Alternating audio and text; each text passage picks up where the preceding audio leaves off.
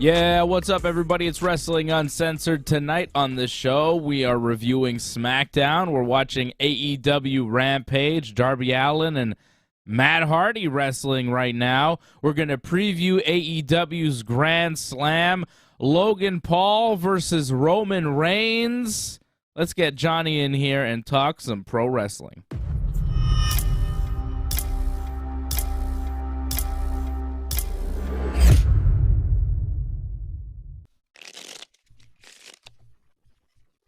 Yes.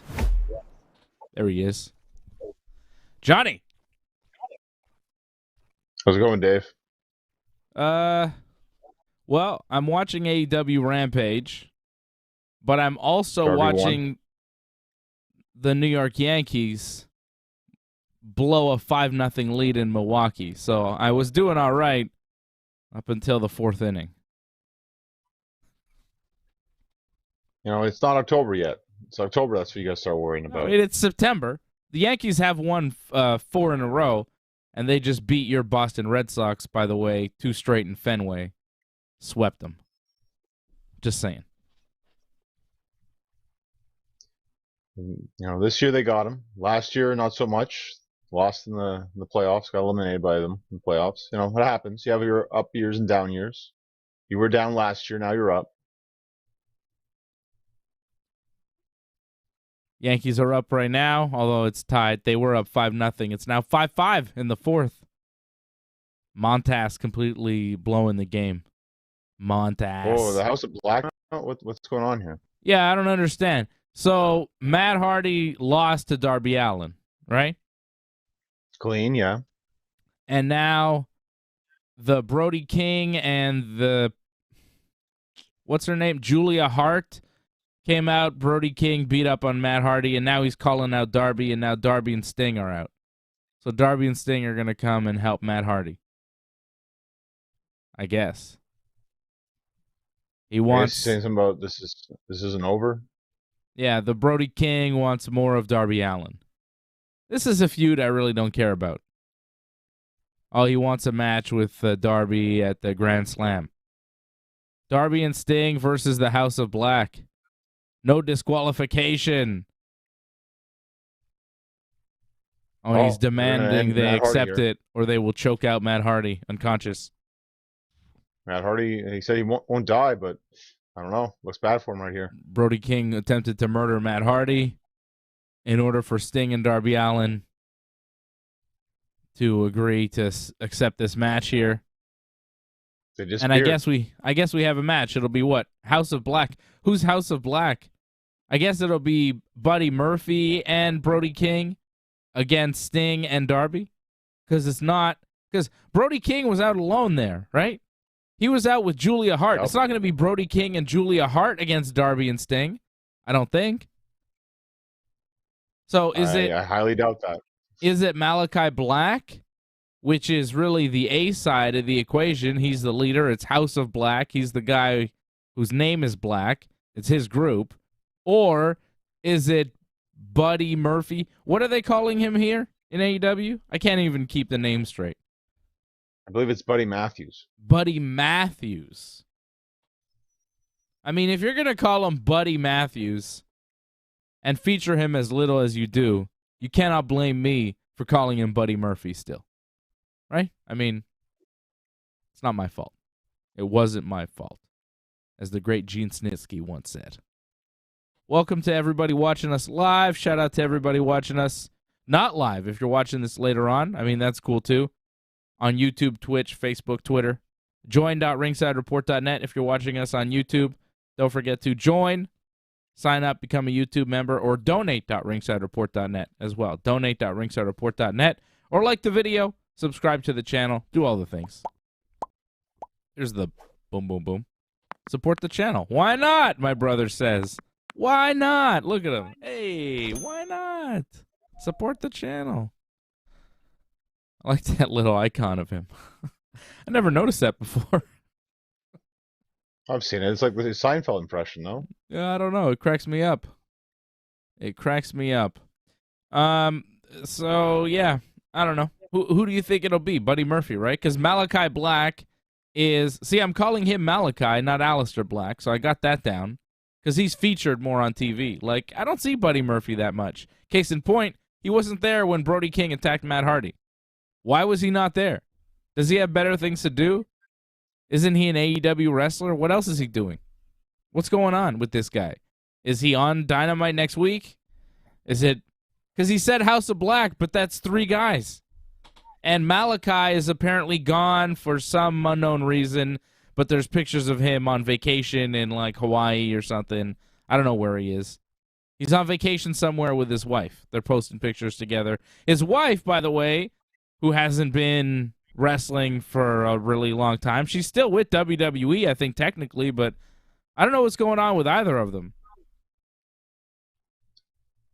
Well, it could be just the fact that they need time off. Some people just need that time to relax. Like, yeah, but wasn't they there put their wasn't there a thing with Malachi Black? Like he had a personal issue he had to deal with? It was like a story where he had to go away and take time because there was something personal, private matter he had to deal with. Maybe it has to do with his wife, Zelina Vega, who hasn't been on TV for so long. Like, she's been off for a really long time. She has been. It's been quite a while. I remember, I think the last time I saw her was, I think, when Sonya was still like authority figure, and she slapped her and Carmella. Yeah, that's the last time we saw her. So that was a very long time ago, months ago. But wrestling is very demanding. It's not easy. Like, not just on your body, but even mentally. Like, it's tough because there's a lot that you have to go through. So maybe they just need time away for now. She had an injury at one point. Maybe she hasn't recovered from her injury. You get concussion, it's hard. Those things like can come up again. So, well, Pro Wrestling Insider reported in May that she suffered an injury that required surgery, but the injury hasn't been disclosed, and she was supposed to be out 6 to 8 weeks, but that was back in May. And she hasn't come back. It's been a while. So I don't know. Maybe she's not recovering from that injury. Who knows? But her husband's not around. And I guess we'll find out on Wednesday when we watch Grand Slam which members of the House of Black will be wrestling against Sting and Darby Allin. The Grand Slam show should be good. They've got some good matches announced. Bryan Danielson versus Jon Moxley for the AEW World Championship. Toni Storm, Britt Baker, Serena Deeb, and Athena in a fatal 4-way for the AEW Women's title. And Swerve in the Glory versus the Acclaimed for the tag team titles, which was a great match on their last pay-per-view and should be pretty good here again on Wednesday night. Looking forward to Grand Slam on Wednesday, John? Like, for the most part, like, I actually would have preferred they had Jericho somehow in that match, but I get it. Like, Danielson's good, and you kind of want to give him like the wins back that he gave up.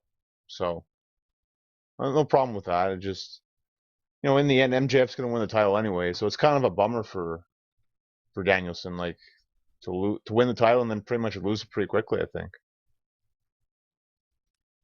You think MJF is definitely going to be the next champion and it'll happen soon? I mean, the latest it would be the pay-per-view. But I could see him win it, like, maybe later on in Dynamite because if they have the match to start, which they do a lot, they usually have the main event right to start, and then he might challenge him later on. So I could see that happening.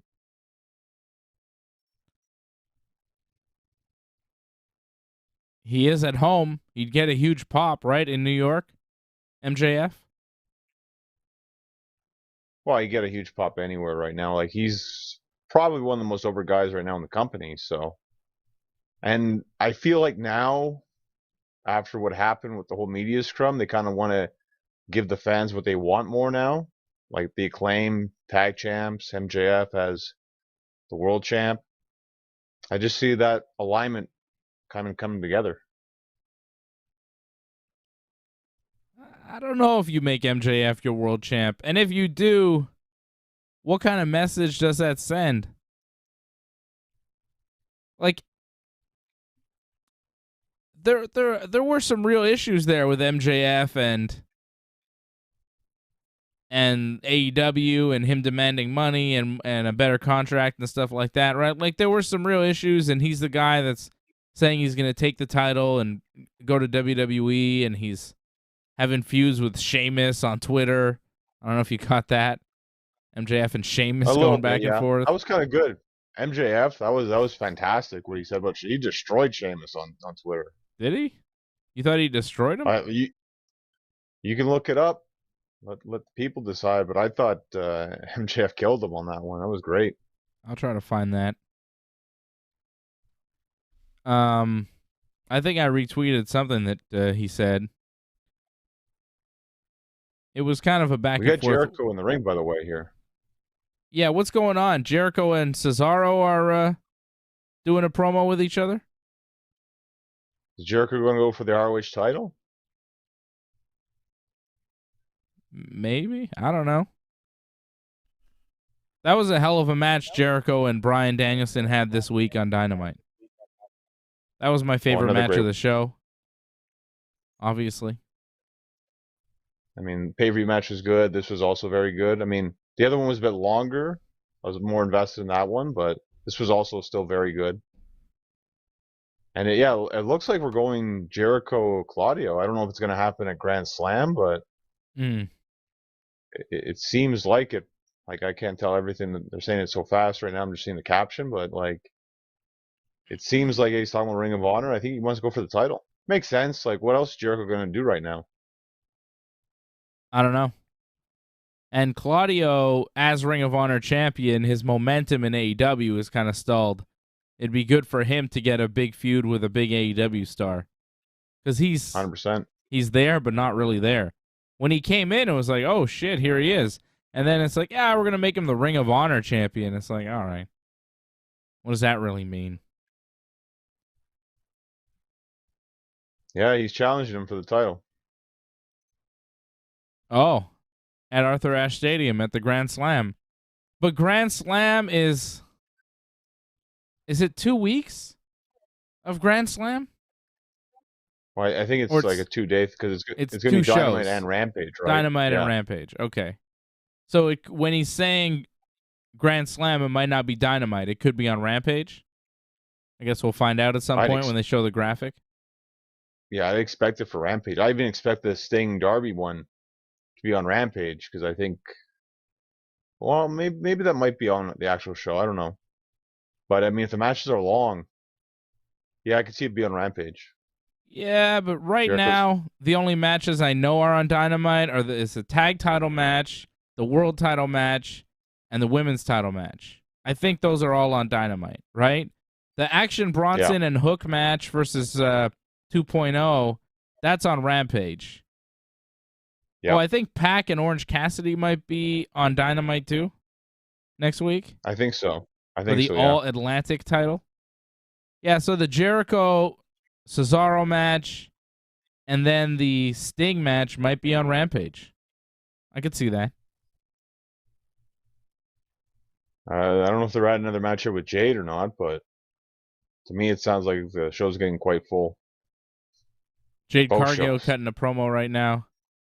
Who would challenge Jade Cargill? Who could challenge Jade Cargill? Some lady just came on screen to start talking to Jade Cargill. I don't even know who she is. Who is that? Well, someone, I guess, asking about competition or something. Next week? Yeah, she's challenged her for getting in the Diamante. Diamante wants a match with Jade Cargill. Oh, she was in AEW before. She's been around, I guess. Well, she won the only ever women's tag tournament. She was one of them. Okay. Stokely Hathaway isn't with Jade Cargill anymore. He just kind of decided to go with his own group. With MJF, right? What's that about? Well, does Jade really need like a manager? No, Like I she's think she fine can on her talk for own. herself. I'm just Yeah. saying, what's the deal with the Stokely Hathaway group? What do you think about that? MJF did a promo Well, this week, talked about Jon Moxley and all this stuff. It was a decent promo from MJF. Not his most yeah. amazing work, but it was good. It was solid stuff, you know? Like it wasn't I a think he needed promo that this. got people talking. You know what I'm saying? Like MJF has done some crazy promos, and this was like, he was talking good shit about Jon Moxley, but it wasn't like, oh my God, did you hear what MJF said? You know? It was good, though. Yeah, he didn't say he was greater than Moses this time around, but I liked the intensity that he had this time around. Like I felt like, he had the intensity, but then Moxley just kind of treated him like he was nothing. Like at least this time, like he had the intensity and like it seemed like he was going to be the next big thing. Like he's coming for Moxley or whoever wins the title. Like, Yeah, and no one's going to which stop him. I didn't really appreciate. So Jon Moxley opens the show, beats Sammy Guevara, pins him after his finisher to advance to the finals of this tournament, right? Yeah, good match. Yeah, match was fine.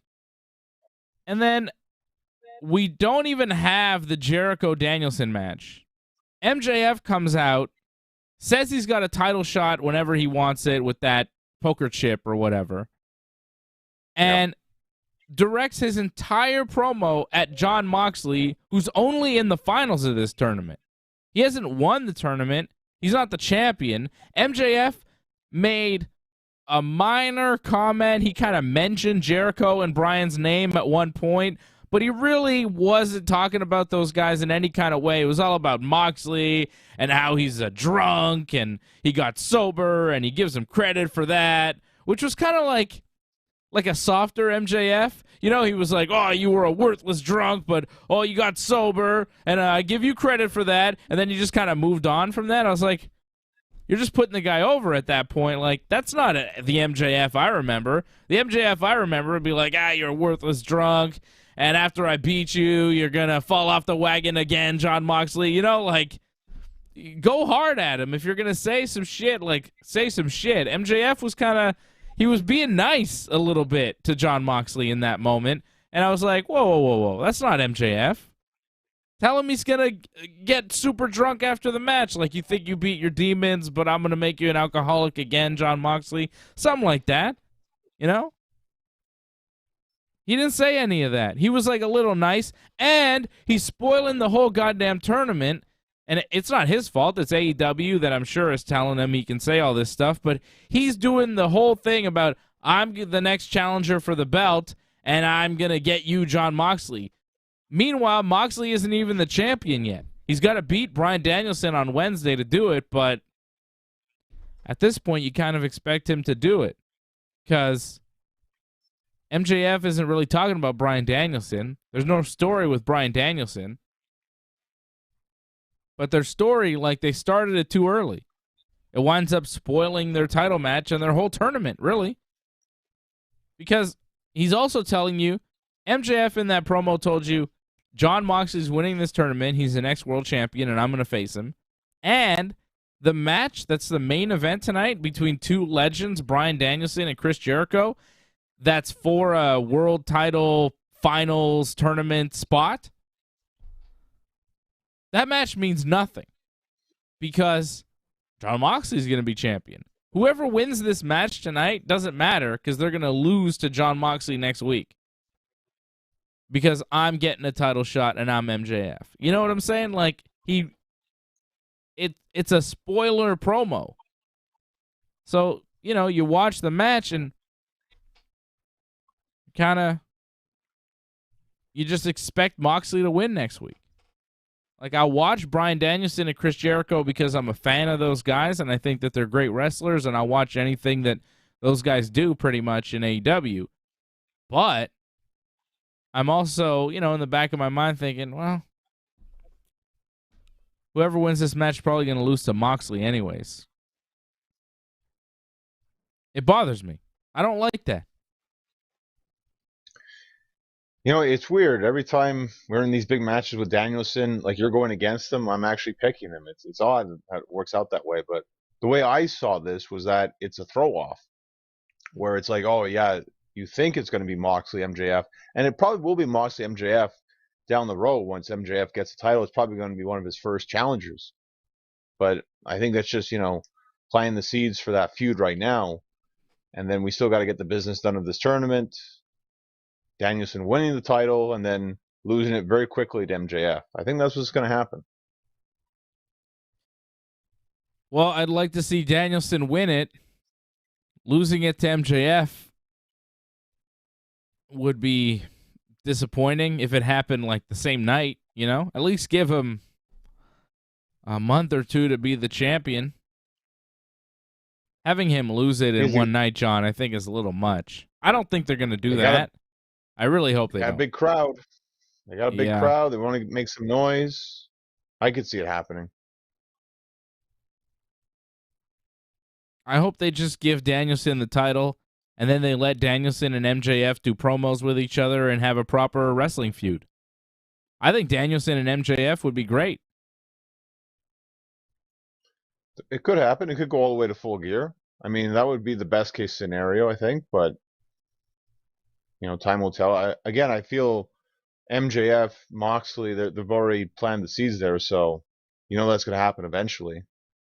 I think you do that at the pay-per-view, but wait and see. Wednesday is very interesting. What's going to happen? It seems like they want to favor Moxley, but I feel like it's time for Danielson to finally win. They're giving him all the wins back, and it's the one win he needs back is that Moxley one. He already lost to Moxley at the pay-per-view. I think it was Revolution. It's time to get that one back and get the title. I hope you're right. I don't care how long it lasts. I just want him to be the champion. It's true. He beat Hangman after losing to Hangman. He beat him. He beat Jericho after losing to Jericho at the pay-per-view. Beat him on Wednesday. And now it's time to get the win back on Moxley for the title. This is what I want. As soon as Bryan got to AEW, I wanted him to be the world champion. When Bryan was in WWE, I wanted him to be the world champion. I think Bryan is the best option to be a world champion for any wrestling company right now and in the past 10 years. Bryan Danielson has been the best world champion pro wrestler for the past decade because he's just the best. He's the best in the ring. He's the best on the microphone. He's the best. He's the best all-around professional wrestler in the game today, and he's one of the greatest of all time. I think he's the second best wrestler that I've ever seen. Second best.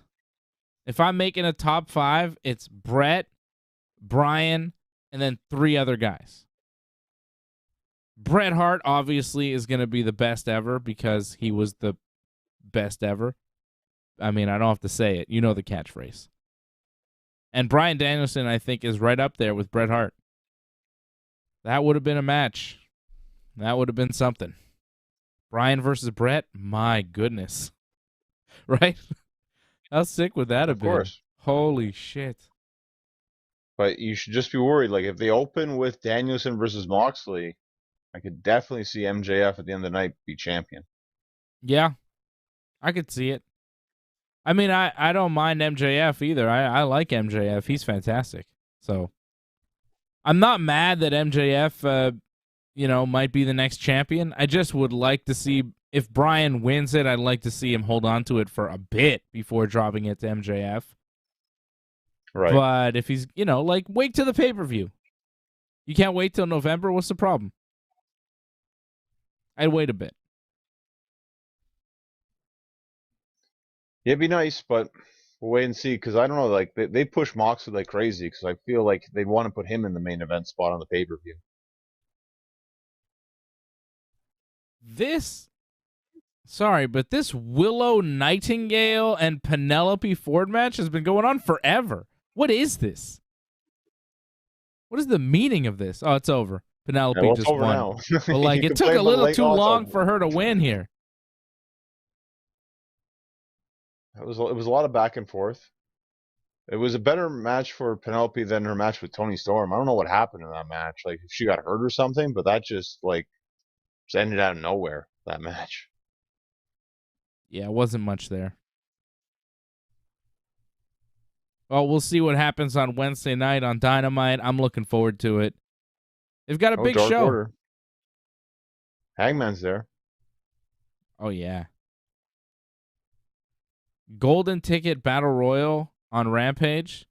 The winner gets an AEW World, gets a shot at the AEW World Title.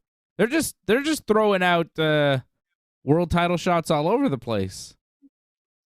Oh, that's not good though, John. If they already have a guy with a poker chip that gives them a world title, and you think he might cash it in on Wednesday, I mean, it makes sense that they would give a new guy a golden ticket for a world title on Friday.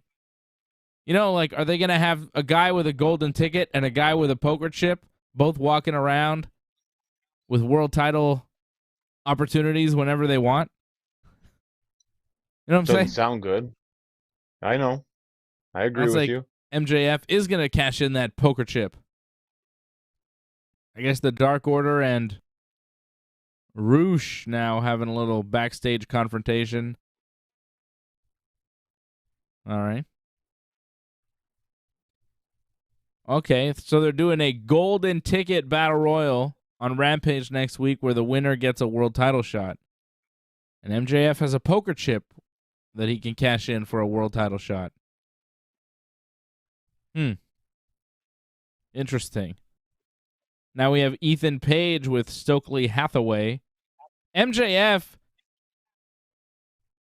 has Stokely Hathaway and his goons as his stable on retainer, as he called it.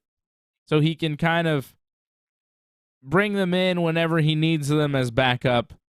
I guess he pays Stokely Hathaway some sort of fee to bring his goons over. His goons are, of course, Ethan Page, the Ass Boys, Lee Moriarty, and Big Cass. There's your buddy Danhausen.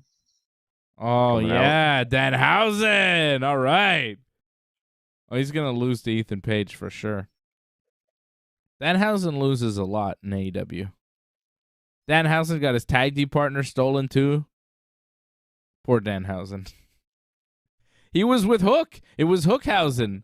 I thought that was going to do something, and then Hook's like, I got Action Bronson, and then Danhausen's like, I mean, that's... Can't beat Action Bronson. With the best friends still? He's still with the best friends. He's in their corner. I guess. But that's just like Danhausen and Orange Cassidy. It's like too much. It's too much. I don't know you're not a fan of the firm, I guess? I don't know about this firm. I don't know. It's just a random grouping of jabronis. It doesn't feel like a big deal. It just feels like a random group of guys that they had. They got the Ass Boys there for no reason. Big Cass comes in, and he's just the giant guy with them. Lee Moriarty's there. Ethan Page. There's just a bunch of guys that had nothing going on, and they're like, well, let's like have Stokely Hathaway talk for them, because he can talk. And that's it. There's not much there. There's nothing connecting any of these guys other than Stokely Hathaway has recruited them. Yeah. I don't know. Like, I'm not going to disagree with you on that one, but Stokely is a good talker, though, so. Yeah, he's all right. That promo was engaging, so. As much as this is just a very odd, random assortment of characters together, like, I find Stokely can make it work. Wow, this match already over? Razor's Edge on Danhausen. Oh, down goes Danhausen. It's over. 1, 2, 3. Ethan Page beats Danhausen pretty quickly. That's what I figured. This is what they do with Danhausen. They just kind of job him out. It's too bad. He's got a good gig, though. Yeah, I mean, he gets to be on AEW. It's cool. Jungle Boy beat Jay Lethal on Dynamite this week. It was a good match. Yeah. Actually, a better episode of Dynamite this week than it was last week. I know last week they're like, oh, we're going to put on a great wrestling show. I thought this was a better wrestling show. I like the women's tag team match, Britt Baker and Serena Deeb over Toni Storm and Athena. I thought that was a pretty good match. Well, in terms of like for the women's wrestling AEW, that's as good as it's gonna get. Like you have Serena, Tony. Britt was good in this match too. Yeah. Like this match worked. Yeah, Britt and But it also Serena were helped a too. good team. Yeah, they were a good team, but it also didn't like drag. Like a lot of the matches drag. This one didn't drag. Yeah. It was length was just right. Yeah, it was a solid episode of Dynamite. We had Will Hobbs squashing a jobber and then Ricky Starks attacking him. They're doing their thing. Swerve and the Glory beat the Lucha Brothers to retain the tag team titles. Again, AEW spoiling their own match before it happens. They already announced the Acclaimed at Grand Slam against Swerve and the Glory as a rematch from the pay-per-view. It's Acclaimed's hometown. Like, they got the feud with these guys. We know it's not going to be Acclaim versus Lucha Brothers next week. They're not going to switch it up the week before. So why is Swerve in our Glory defending the tag team titles here? It's just like, all right, the match was really good, but when I know the result before, it's kind of like, it's not as fun, It's like most TV shows you watch, if you know how they end, you don't really want to watch them necessarily. Like, you don't need to. Sometimes you want to, but you try to avoid spoilers, but AEW just kind of gives them to you. I don't know. Good match, though. Like, really good. The guys worked hard, but just the way it was booked was kind of like, okay, but I know Lucha Brothers aren't winning here, right? Yeah, like I get the way you're seeing it, but I also understand why they did this because I feel that Swerve and Our Glory got enough defenses as tag team champions and like big defenses, like to wrestle like quality top teams. They haven't really had that opportunity. So this was like the biggest name tag team they faced and defeated. So they kind of needed that. They're more likely losing next week. So they needed to actually have a match where it's like, yeah, they're actually decent champions. Like it's not they just get by kind of thing. They can actually beat the top tier teams as well. They never got that, and they finally got this. But why have them beat a top tier team right before they lose a big match? People are going to remember that they beat the top tier team, and it kind of devalues the Lucha Brothers. Doesn't it make them a little... They're trios champions, though. Oh, sorry. Like they're already made, in a sense, right? They're already champions. They already have their thing. They're just not double champions like Pac is. Yeah. But, they're still a good team. They're still one of the highlights, I think, for AEW. So they don't lose much. If anything, this helps Swerve in Our Glory, where it's like, well, if they can beat the Lucha Brothers, they could probably beat the Acclaim again. They won't, but I mean, it's to throw in that little bit of doubt. You don't think they will? No chance? Acclaimed is for sure new tag team champions? Like I said before, it's like, I think Tony Khan's trying to appease his fan base right now and giving them what they want. The Acclaimed as tag team champions, MJF as the world champion. That's what people want to see. Well, I'm in the fan base, and I want to see Bryan Danielson as a world champion. You'll get to see it for a few moments? No, I want to see him hold it for a year. Well, he might have to wait a while. And then when CM Punk comes back, I want to see Bryan Danielson beat him. And then when Kenny Omega comes back, I want to see Bryan Danielson beat him. And then he should just beat everybody until they can't find anybody else for him to beat. And then he could retire as the champion. All right? Good deal.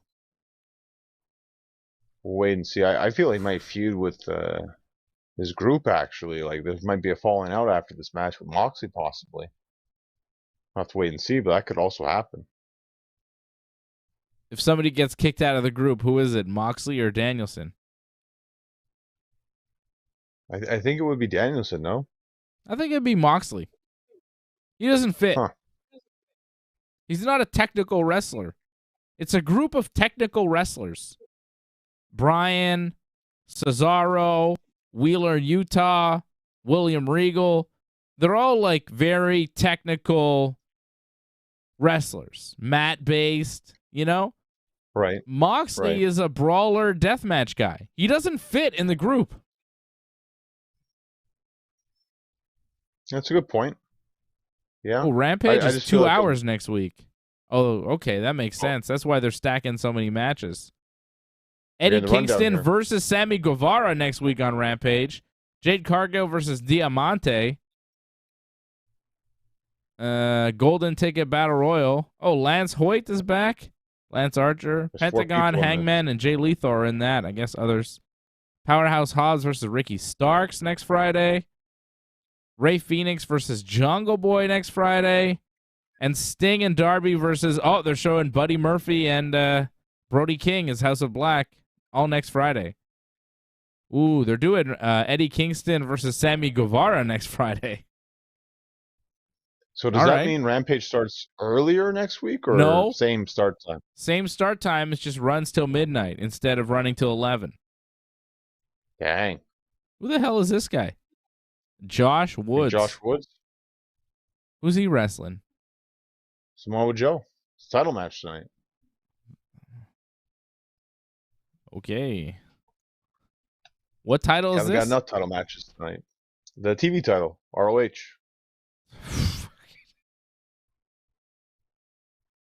I know how much you love title matches, so we have to have another one. 3 Ring of Honor belts that are in AEW. I mean, let's really count that. There's Ring of Honor World Title, TV title, Pure title. Mm-hmm. They got their AEW World Title, All Atlantic title, TNT title. Is that it for the men's belts? Tag team titles, trios titles, and 2 women's belts. That's 10, baby. They have 10 championships in AEW. Let's count what WWE has. They got Roman Reigns as 1 champion, all the belts. Usos, 1 champions, all the tag belts. 2 women's champs. Women's tag champs. Intercontinental US. 7. And maybe now the NXT North American title for some reason that was defended tonight on SmackDown.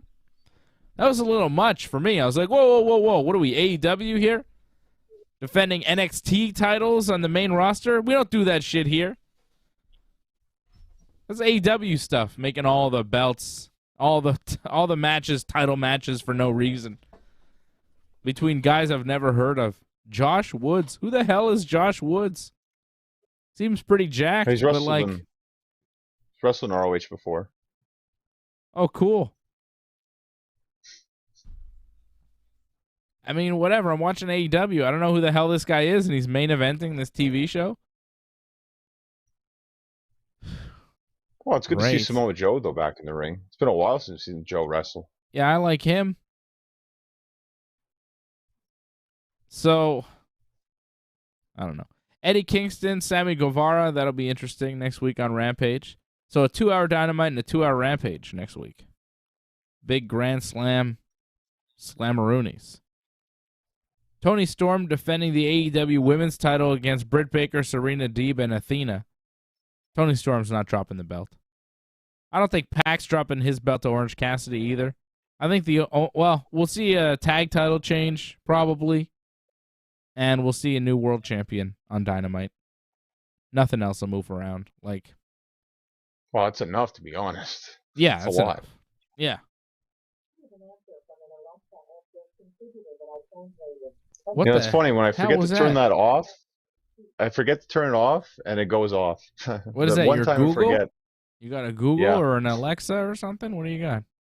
You got a Google? I forgot to turn it off, and it goes off. Apologies. That's all right. I just thought somebody was talking to you there. So that's what's going on in AEW. Action Bronson and Hook are wrestling next week. If you know Action Bronson, if you like Action Bronson in any way, the guy is just a hero. He is going to get a gigantic pop I cannot wait to see him wrestle. He is the best. He's incredible. I can't wait to see Bronson. He's going to be amazing. I don't care what he does. I'm so excited to see him. I've never been more excited to see a celebrity wrestling match than this one. Action Bronson. This guy he's special. He's a special guy. He's a hero to many. I'm just surprised they don't put it on Dynamite. I mean, if he's that big of a celebrity, it should be on Dynamite. He's not like a mega celebrity. You know, like he's famous, but not like crazy famous. You know, like I saw him play. Okay. I saw him in concert, but it wasn't at the Bell Center. It was at like, you know, a place. I forget what it was called. The Telus thing where you wrestled there. Oh, Telus. Yeah, you wrestled there. Yeah. It was there.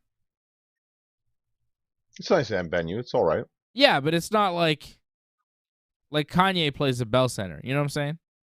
Like there's bigger acts that'll play like bigger venues. But he played like a smaller club show but it was kick ass. Like he's famous but not like, you know? Mainstream, yeah. Yeah.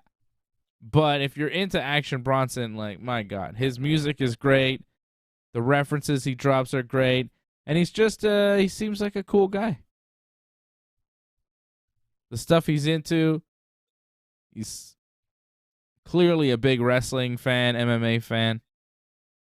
So, I'm excited. I'm a big fan of his music.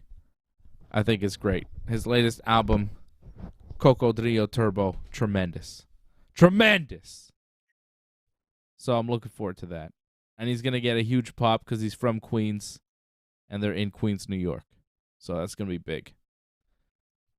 I hope he does the song, The Chairman's Intent, Hook's theme song, to bring him in. It's going to be fantastic. He's got to perform. Got to see Bronson perform that song. You don't know Action Bronson, John. You're not a fan of his music. You don't know about him. Well, I think if he's going to perform the song, he should probably do it after they win. Oof. Instead of on the way to the ring, you know? Save your air, you know? It's going to be hot. Do you have enough air to do it at the end, though? It's a lot.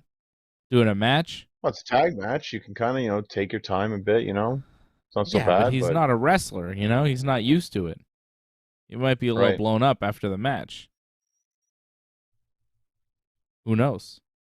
He's in shape, though. He's dropped, like, a ton of weight. He used to be, like, really big.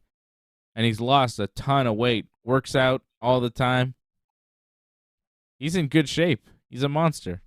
So, he's a big guy, too. Like, he's big.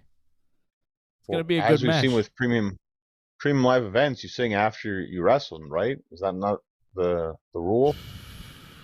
Jeez. All right, let's talk about premium live events, shall we? Let's drift over into WWE World.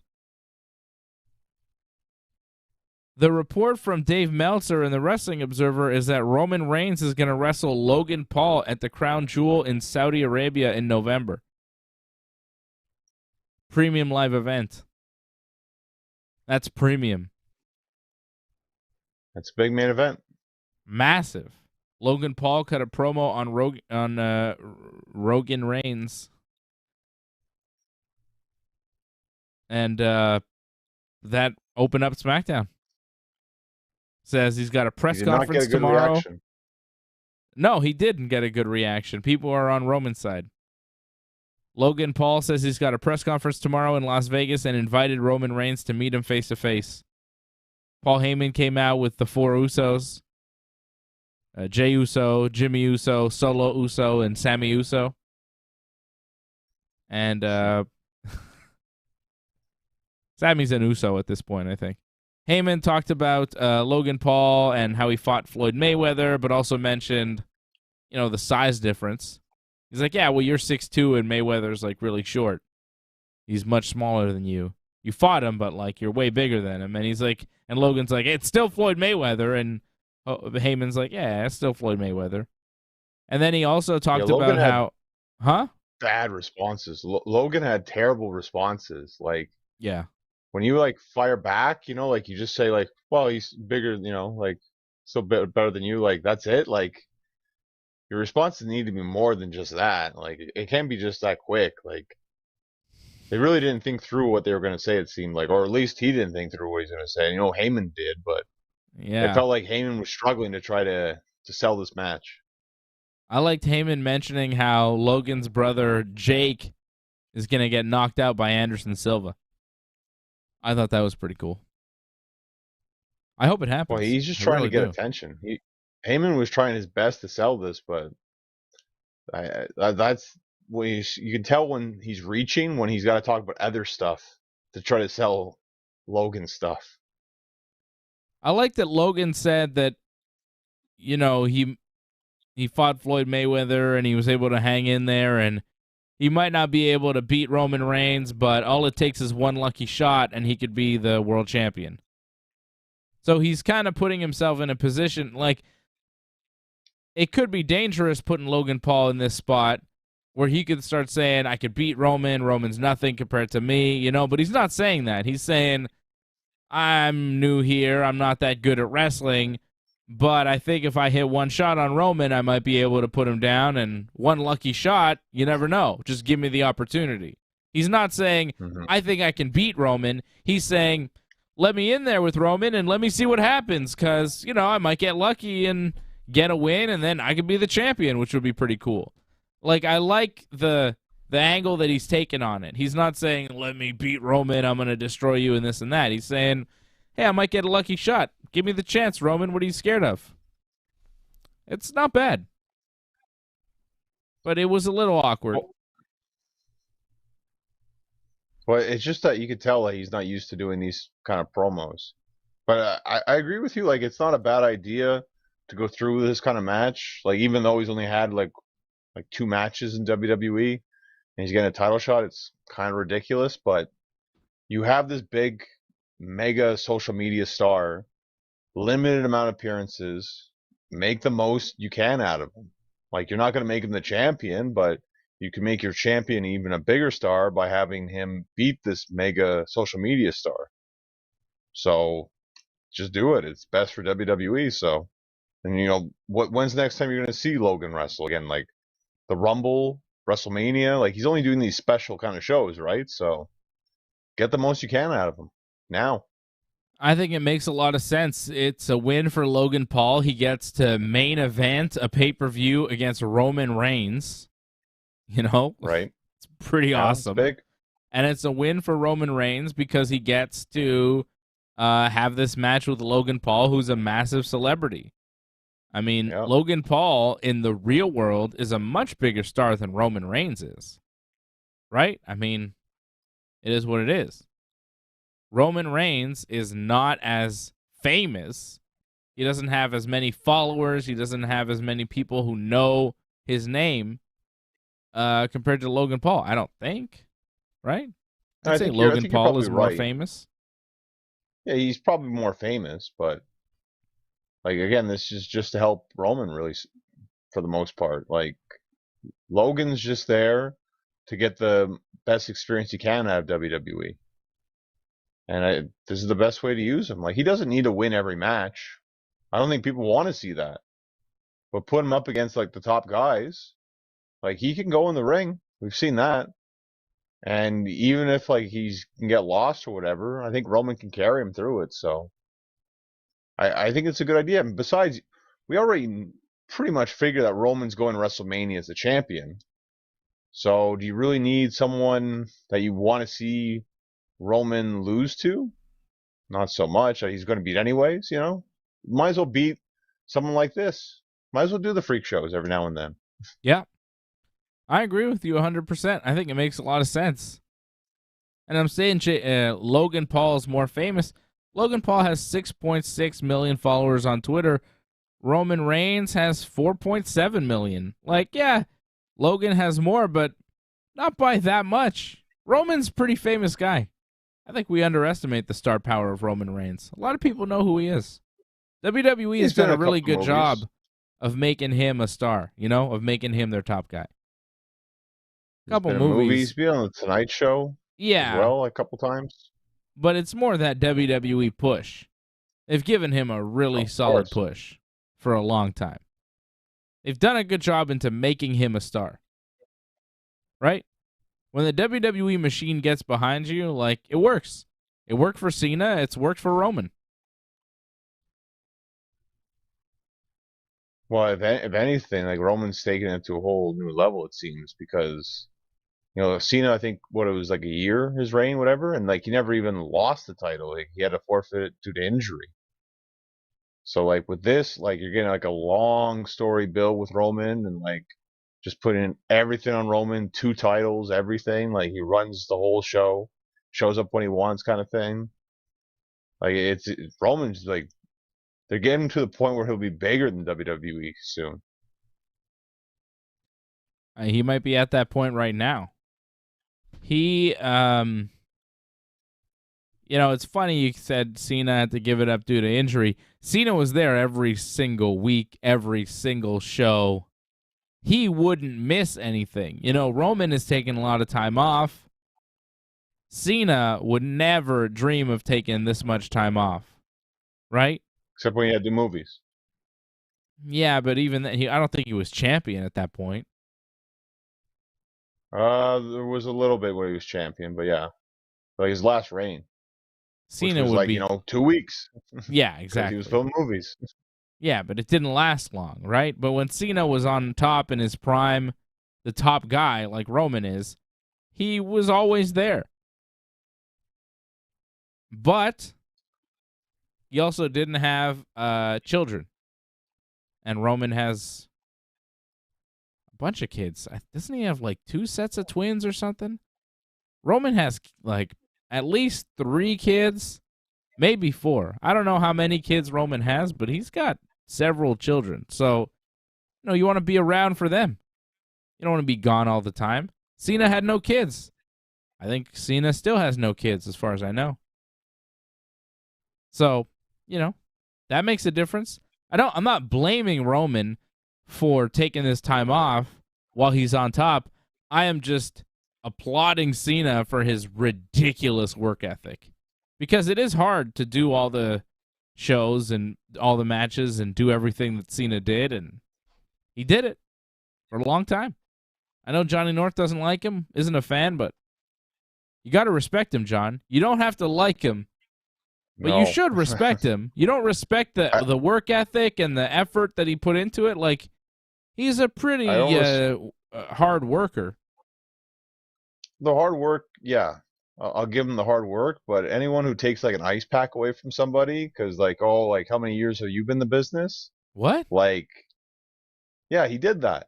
Like, Cena did that. Like, he complained to somebody. I forget. Was it Punk? Possibly it was Punk, he said too. Like, how long have you been in the business? Like, why are you using ice pack? Like, the fact that Cena did that. I don't believe that. I don't know what that story is, but if CM Punk said it, it's not true. Noted liar, noted shit disturber, CM Punk. Everybody thinks CM Punk is a bad guy, heel, no good for the backstage. Everybody knows that, John. What did Punk say again? Tell me when I'm telling lies. I mean, CM Punk threw the first punch. Tell me when I'm telling lies. Did he ever deny that? CM Punk punched Matt Jackson in the face. Unprovoked. He said, like, you want to see you in the hallway, let's effing go. Like, they met in the locker room. You can't do that. I respect both of them. I respect both of them for that, actually. Like, he challenged them. They accepted. Let's go. Like, how do you know they accepted? How do you know CM Punk didn't sucker punch him? You don't know what happened. Well, you come into the locker room, like, after what happened in that scrum, like, that's called challenge accepted. Yeah. I don't know about that. I think... Wow. We'll see what happens with CM Punk. It doesn't look good. It doesn't look good for AEW. Still, it's not looking good. With Punk, with the Jacksons, with Kenny even. I thought it looked bad with Kenny. Like, Kenny kind of making fun of it, like, doing the whole, like Target joke thing, whatever. Like, that was bad. Like, Kenny shouldn't have done that. Why not? I don't think Kenny was 'Cause involved in anything physically. He was trying to break things up. From what I understand, he was trying to break things up and he got bit. So he did get involved physically in some capacity then. Yeah, 'cause trying to he got separate and injured. stop people from fighting. Well, we'll find out when all the dust is settled here and they get it all figured out. And I'm sure we'll hear about this for years and years and years. Like the Yeah, whole I thing can't hasn't wait. come out yet, but it'll come out eventually. Yeah, I can't wait for the interviews with Punk and Kenny and the Bucks when they could be public about this and we can know what the hell happened. Because right now it's just kind of guesses. You're guessing and I'm guessing. Right. From the little bits of the story that came out. I can't wait. Like, to me, like, the best thing AEW can do is just give Punk a live mic in that ring. Like, to me, that's ratings right there. Yeah. Well, I don't know what Tony Khan is doing. Get them in the ring. What are you waiting for? Well, get them in the ring. Look, when Brett and Shawn had their fight backstage, did they get suspended? Did anything happen to them? No. They were separated. They kept feuding. They were separated, but they kept feuding. They kept doing business. Everything kept on going. Brett got screwed in the end, but, when they fought and it went to hell at the end. We're talking about the whole screw job happened. It was terrible. Well, sure, but eventually, the promoter had to pick a side, and he chose Shawn. You got to pick a side sometimes. And Tony Khan right now, sending everybody home, he's not picking a side. He doesn't know what to do. And in the meantime, his business is suffering because all anybody wants to see is these guys that got into this fight. And all anybody wants to hear about is these guys. And he's got these guys under contract, and he's not putting them on TV. He's got to put them on TV. I know there's like a legal situation, but God damn it, aren't you a billionaire? Can't you squash all that shit? These guys are just pro wrestlers. They work for you. They're millionaire pro wrestlers. You're a billionaire. Squash that shit, Tony Khan, and get them on TV. How hard can this be? What's the lawsuit? Are the Bucks gonna sue CM Punk? Is that what's going? Like, what's happening? What's the story? Are there criminal charges being pressed on people because of the fight? Doesn't seem like it. So what are we waiting for exactly? Get these guys on TV as soon as you can. Don't suspend them. Promote them. They're bigger stars now. People get into fights. People have disagreements. It's pro wrestling. It's a physical business. Let them fight. Let them go. And if you can't be professional enough to have a professional wrestling match and not actually fight in the ring, well, then you should be fired. If you can't do business, then you shouldn't be in the business. So go out there and be a professional. But I don't trust CM Punk to be a professional because look what he says in public. Like, you can say whatever you want about the Young Bucks. You don't know that the Young Bucks leaked stories to anybody. That's just CM Punk telling you that he thinks that they did in his own fucking paranoid mind. Like, nobody knows that. Everybody, the people that are attacking the Young Bucks and Kenny Omega right now are the same people that were attacking Kenny Omega and the Young Bucks a month ago before any of this shit ever happened. They're the same Jim Cornette fans that are mad at the Bucks and Kenny for some reason. It's just the same people. Oh, they're not putting over FTR. It's fake, man. It doesn't really matter, FTR doing well. They got money. They got a bunch of belts. They're going to Japan. They're fine. The people that are mad at the Bucks and Kenny Omega just hate the Bucks and Kenny Omega no matter what they did. And a lot of it is because they listen to Jim Cornette, who tells them what they should do and what they should think. And somehow these people listen to that and take it. Well, you saw the ending of Dynamite this week. Like you saw the Danielson Moxley stare down. You saw that Yeah, sign right in front. The guy with the cornet T-shirt. right. What was the sign? Something like Bucks fear Punk or something? Or Punk owns the Bucks. Yeah. Right. Right. When your favorite podcaster is just hammering this home every single week, Punk is the best, and Kenny Olivier and the what does he call them? The balding Bucks or whatever. You know, like he's got these names for these guys, and he just hammers them every single week, just constantly hammering them. He does entire shows all about this. He's built a business around insulting and name calling and shitting on Kenny and the Bucks, right? All sorts of, right? He's got all these little names for them. He doesn't have names for anybody else. He's got little names for them. He's got names for other people too. Yeah, other people that he hates, you know, when he's making fun of them and stuff. And it's like, he's fine. I don't mind him. It's his fans. Like the people that listen to him that just kind of, oh, this guy. He gives them marching orders and they just go right into it. Like that guy in the front row with the cornet shirt and the, you know, Punk owns the Bucks sign and the penis that hasn't been seen by a woman in 25 years. Fucking nerds. You know what I'm saying? Like, it's just, it's a certain type of guy. The thing is, that guy paid for a front row ticket. Like, yeah, it's not all he pays for. He's allowed to have a sign like that, no? Mm-hmm. He can pay for whatever he wants and he can do whatever he wants. But, like, what? You hate AEW. Like, these are the guys that created AEW. You hate them so much, but you're still going to pay for a front row seat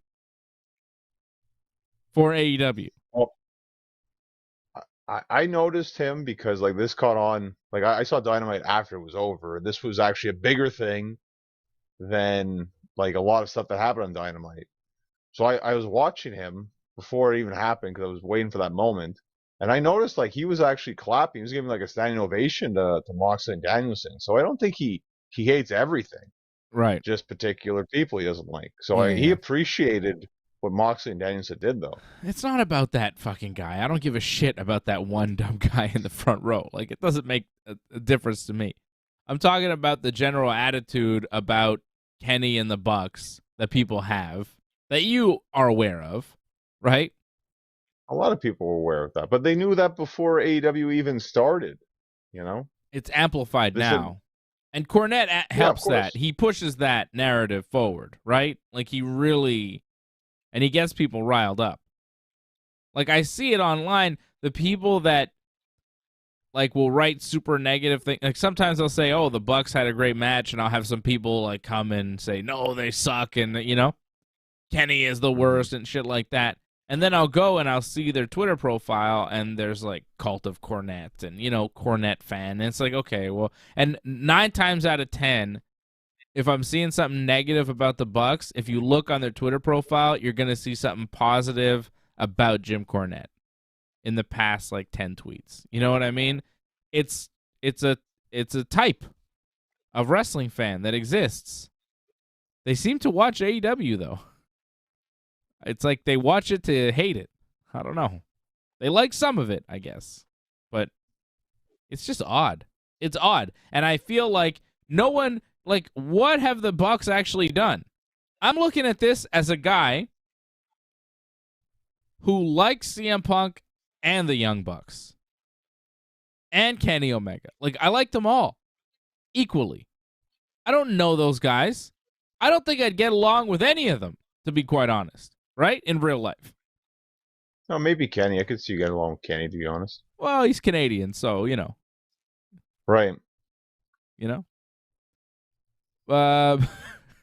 And he wears Yeezys. The Bucks, you know, in Punk, they wear shoes that I don't wear, Jordans and stuff. Kenny wears Yeezys, so that's a start.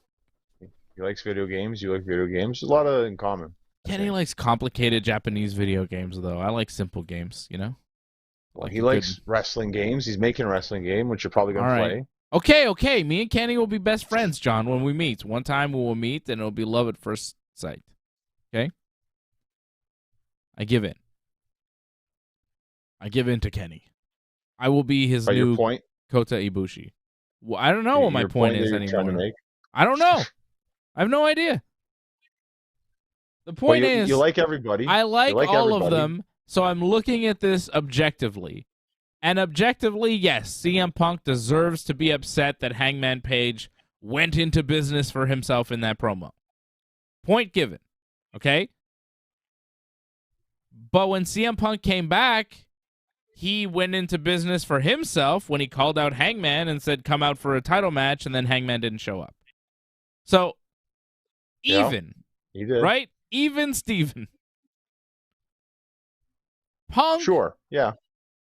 Punk assumes, does not know for sure, that the Young Bucks and possibly Kenny Omega are floating stories to Dave Meltzer and probably other people in the wrestling media that Punk is the reason that Colt Cabana is no longer in AEW. Right? And these people were at the scrum, too, that he's seeing right in front of his face. Right. Yeah. These people, they have been reporting that story. They have not cited the Young Bucks or Kenny Omega as sources in any of those stories. Right? Right. All they're saying is that people around AEW feel that, or are saying that Punk is the reason that Colt Cabana is no longer with the company and they're upset. Right? Colt Cabana had more friends in AEW than just the Young Bucks and Kenny Omega. So, it could be John Silver or Alex, and it could be Dark Order guys. Colt was tight with. Colt was doing all sorts of stuff with them. And they have posted messages about Colt Cabana as well. And Hangman Page wrote a nice Instagram message this week about the Dark Order. I don't know if you saw that, and he mentioned Colt Cabana, said some nice things about Colt Cabana and how much he's learned from the Dark Order. And he said every member. Yeah. Not even just Stu Grayson even as well. Yeah. I mean, they've done a lot. I know you don't watch Being the Elite, John, but the evolution of the Hangman Dark Order relationship has really happened on Being the Elite, and it's been very good. Show's canceled now, though. Well, Being the Elite is, I guess, on hiatus until the Bucks come back, if they come back, whatever. So, okay. Punk is mad because he thinks that the Bucks and Kenny are the ones behind the Colt Cabana story. He doesn't know that for sure. He has not gone up to Kenny and the Bucks and said, hey, guys, are you doing this? As far as I know. And if he has, and they've denied it, he's not taking them at their word. Like, if CM Punk goes to the Young Bucks and says, hey, guys, are you leaking these stories about me and Colt Cabana? Because I have nothing to do with Colt Cabana. And if the Young Bucks say, no, we didn't do that.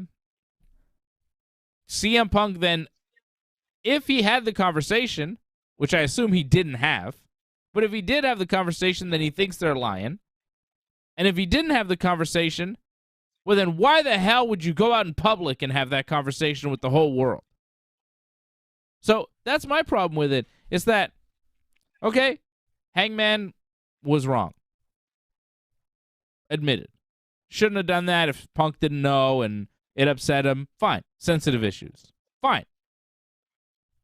Punk came back, hit him back, gave him a receipt. It's settled there. It's over. But Punk then does the media thing after All Out, and it's just explosive. Talking shit about the EVPs, talking shit about Hangman, talking shit about everybody. Colt Cabana, everybody. He's just going off on everybody. Firing at everybody, doesn't care where it lands. And people are taking Punk's side on this. After they get into a fight backstage, and the word is Punk threw the first punch in this fight, and his buddy seemingly threw a chair, bit somebody, pulled somebody's hair. I have not heard about any offense that the Bucks or Kenny had in this fight. It seems like they were just getting beat up by guys who were really upset. So I don't understand how you take Punk's side in any of this. He seems like he's in the wrong. He aired his dirty laundry out in public, which he did not need to do. And then he starts fighting the guys in a physical way backstage, which you should not do in a professional business environment. This is work. You're making money. It's a business. Punk's all about saying, this is a business, and I'm making money for AEW, and these guys have to ruin the $1 million gate by all this nonsense. They're not ruining it. You are. You just blew it. Like, I don't understand how you take Punk's side in any of this. Because, sure, maybe Hangman was wrong. You didn't punch Hangman. What did the Young Bucks actually do? You can not like their wrestling style or them and how they present themselves or whatever. But to tell me that they're in the wrong and Punk is right, he stood up to them and he punched them in the face and he's right to do that. I don't see how you justify that in a real way. I think that's bullshit. You're a Punk defender, John. Well, it's funny, like, you like all of them. I feel like I'm indifferent to all of them. Like, I don't have no, like, alliance either way, but, like, the fact that Punk stood up for himself, I respect that a lot. Like, something was bugging him, and, like, he let it out. And, he did not just destroy the Bucks, Hangman. Like, he went after the wrestling journalists as well for, like, just ripping on him pretty much. Go after the journalists. Go after the journalists because they're in the room with you. But these other guys are not in the room with you. If you want to go after them to their face. That's not standing up for yourself. That's not standing up for yourself. If I have a problem with somebody, I'm not going to come on this show where they don't have a microphone and talk about them. I'm going to go to their face and tell them. That's standing up for yourself. If I have a problem, I will address it to somebody's face directly. And if they have a problem, then it could escalate. No problem, right? But if I'm on the show talking shit about somebody I don't like, that's a coward's move. That's weak. That's what Punk did. It was a cowardly act. If you have a real problem, you address it to their face like a man. You don't go and tell everybody in public how mad you are. The Bucks are spreading rumors about me. They're talking about me behind my back. I'm going to hit them. They're talking about me behind my back. That was his big complaint. And he's complaining to the world about that. I mean, that's a bitch move, man. I don't know. Well, again, we don't know all the facts of the story, but Jericho did say that, there were leaks, and they had that talk with the whole, like, roster about not leaking stuff. So someone was leaking stuff. Okay. Was it the Bucks? We don't know for sure, but Punk has a reason to believe that it was them for some reason. Okay. But he doesn't know. He has no idea. I don't think he would have gone to that level if he wasn't, like, confident that he believes it was them. Whether he's right or wrong, I don't know. But he seemed firmly, like, 100% sure about himself the way he was talking there. Like, and to me, it's like, if Tony Khan's right there taking all that stuff, like, there's no way that's the first time Tony Khan's heard that the first time. I'm sure there's been problems like this. This has probably been building for a long time. We're just finally getting exposed to a taste of it, really, I think. Yeah, well, you could see his face, Tony Khan. He was uncomfortable. Wasn't a good spot for him to be in. And he should have stopped it. But he didn't. Because he doesn't know how to handle these situations. Vince McMahon would have shut that down so fast. Triple H would never have allowed that to happen. Tony needs to take a lot of responsibility here. Like the fact that that went down, and like he later on went on to say like, oh, it's good that wrestlers, it's fine if they don't get along, like that's what people want to see, like tension and all that. He's not wrong. He's not wrong, but like the fact that you're having these fights like in your backstage like this, and people are getting hurt, like Punk, had a torn tricep. Did that happen when they were in the fight, or did that happen in the ring? Probably happened in the ring, but still. Like, that's not good that your world champion's getting into fights injured. He started the fight. Again, we don't know the whole details about everything. Possibly he did. Yeah, maybe he did. All the reports are he started the fight. If you're injured and you start a fight, well, that's on you. It's just, I don't know.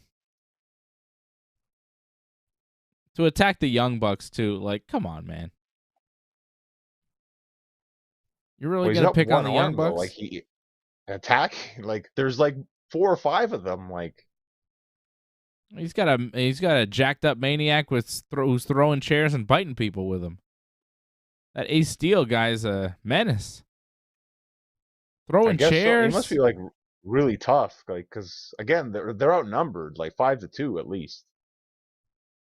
Well, that's what you think. Who knows? Who knows what was going on, really? How many people were in the room? We don't even know who was in the room.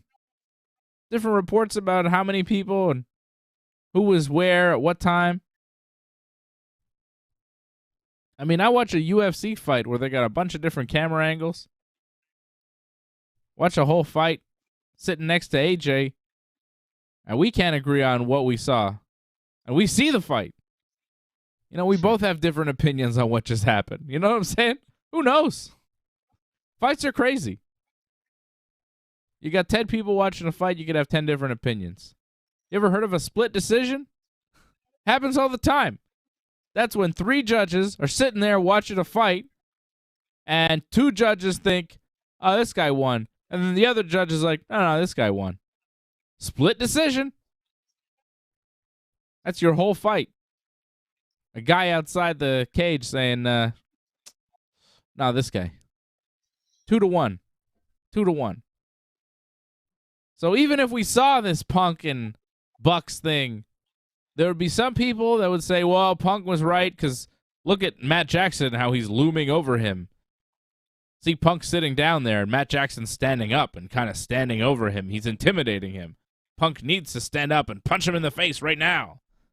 And then other people would say, why is Punk just getting up and punching him in the face? That's the problem. Everything's up for interpretation. Even if we had video of the fight, people still wouldn't agree on what happened. How many fights, how many watch-alongs have I done here on the channel with my buddy AJ and Fred, and we're watching a fight, and I say, oh, this guy clearly won that round.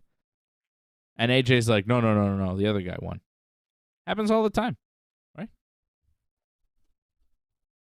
It does, but I think no matter like what side you're on in this, the fact that it garnered so much attention, like AEW, I think this week were able actually to make the most of it because they got such a great rating this week. So regardless of all the negative press, like they've got attention on their brand. So people are actually tuning in, whether it's good or bad, or they're looking for something else, they're still watching the show. And I'm kind of tuning out of the WWE. I'm into AEW again. It's interesting. They're going to have a new champion. They got all the controversy. MJF is back. I like AEW these days. They got the big Grand Slam show. It's going to be good. WWE is giving me a lot of Dominik Mysterio on Raw. Oh, boy. We got to talk about Raw now. Yikes. I mean, well, I don't want to go too in-depth because it was horrible, and there's really not much good to say. There was some good, though. It wasn't all bad. It's just, the bad women's wrestling came back. Finn and Riddle was all right. Finn and Riddle had a good match. Yeah. Finn Balor beats Matt Riddle after some interference by Seth Rollins. Seth and Riddle are still feuding. Look for them to That have a promo match at was Extreme stupid to Rules. start the show. Yeah, Seth Seth's comes out like promo. a baby face. Oh, my God. You know Triple H is in charge when Seth Rollins gets a live mic to start off Raw. God. Didn't like that. He's just all over the place with his stuff. Like, he's like the worst heel, I think, ever, to be honest. I don't know what he is. It's not good. And then Riddle came out and started brawling with Seth. And then the Judgment Day came out and offered Riddle a spot in their group. Seth escaped the brawl at some point. And Riddle didn't want to be in the group. He attacked them. And then, of course, we have a match. Finn beats Riddle. It was a solid match. And then more Judgment Day because Dominik Mysterio does a backstage promo. Lots of sneering and mean face from Dominik. I'm tired of being in my dad's shadow. I'm not in your shadow anymore. It was Did you bad. notice near the end there's a lot of like I think they did those takes like so many times he's getting tired. Like I don't know if you caught that or not, but he seemed blown up doing the promo. It was horrible. And then Rhea Ripley's there. She whispers something in his ear. He's like, I'm not a boy anymore. I'm a man now. I think the idea is that Dominik was a virgin, and then Rhea Ripley had sex with him, and now she's turned him into an evil man. Is that what I'm supposed to understand? Because that's what I'm reading into it. Am I the only one reading into it that way? That's what they want you to read into it. Okay, as a mature adult. Right. So but it's not just me.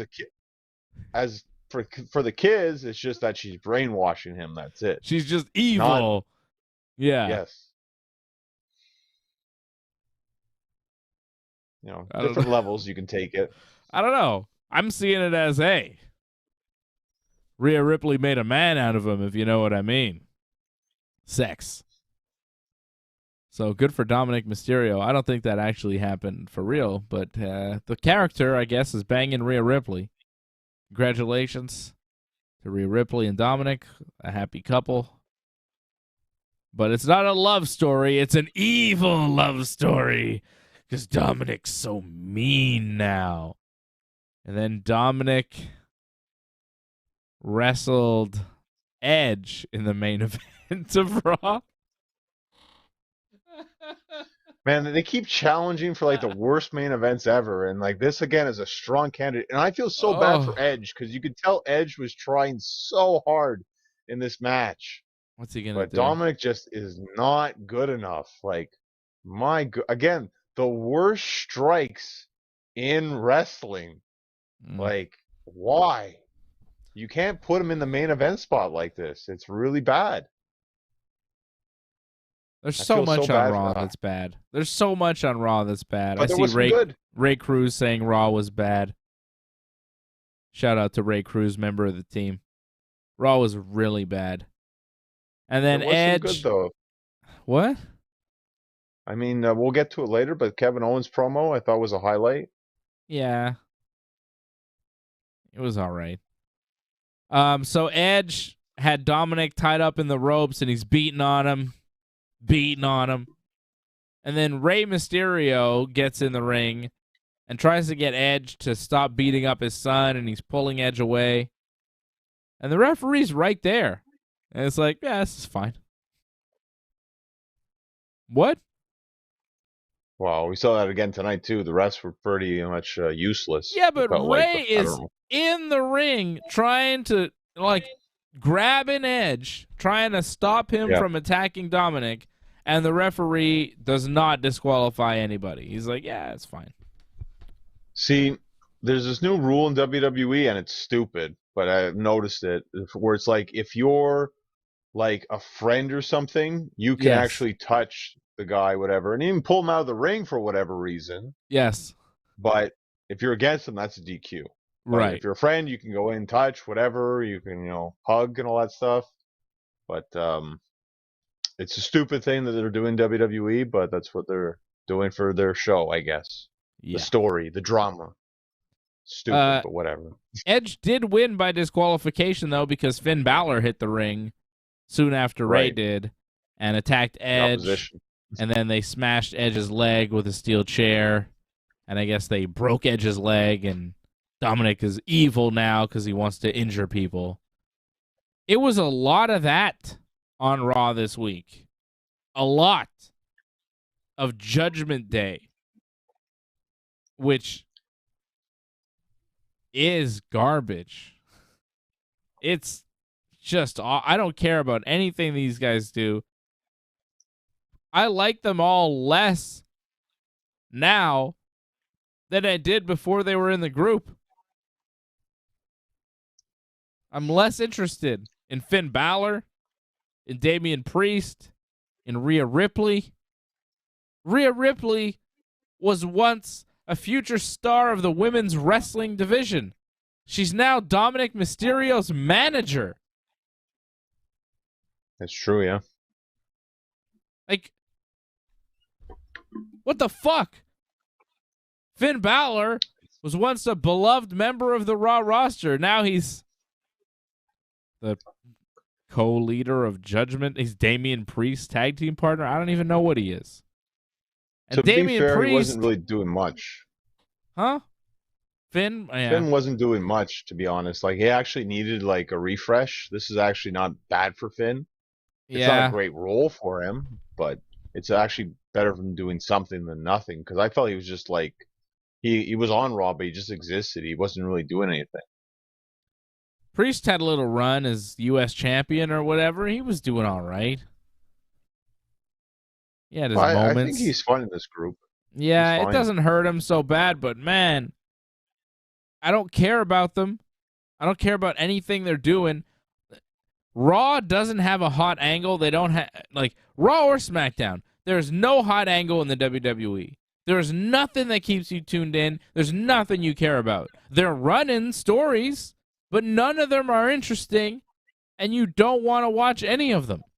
You don't care about Dominik Mysterio turning on his father and joining the Judgment Day. No one gives a shit about that. You certainly don't care about The Miz and Dexter Lumis stalking him. You don't care about that, but we still see that every single week on Raw. And really, you don't care about Seth Rollins and Matt Riddle. They had their best promo a week before the pay-per-view, and since then, who cares? They had their match. Move on. Everything on this show is stuff you don't give a shit about. And you can say all you want about Triple H and the change-up in WWE, and it's slightly different, but it's, you know, a few months, like maybe a month into it now, it's marginally different. It's like, yeah, there's a couple guys that are getting pushed. They brought back Johnny Gargano, I guess. But really, it's the same show, and it's just as boring. I thought that once they got past SummerSlam, they'd have some new stories, they'd be doing some new stuff, it would be more interesting, but all the new stuff that they've brought out, like, oh, Dexter Lumis is stalking The Miz, Judgment Day and Dominik Mysterio, it's awful. They got nothing good. There's not a single story that's interesting. What's the hottest angle in WWE right now? Well, it's whatever Roman Reigns is doing. That's pretty much it. And he's not doing anything. Yeah, I know. It's sad. But you can see what Triple H is doing, though. He just brought his NXT people, and he's putting them on Raw. That's pretty much what he did. But that only kind of worked in that environment at NXT. But you put it on Raw, it doesn't really translate as well.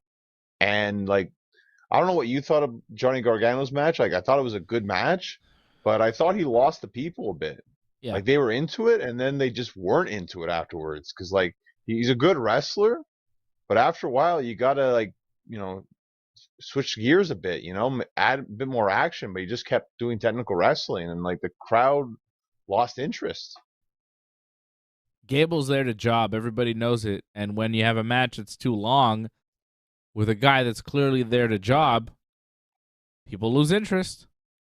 When you know the finish... When you know the finish, the match can't be that long. You want to talk about too long? Bianca Belair and Sonya Deville, like... Oh, I skipped it. Was that like 2 commercial breaks? I couldn't even. Like, oh, no.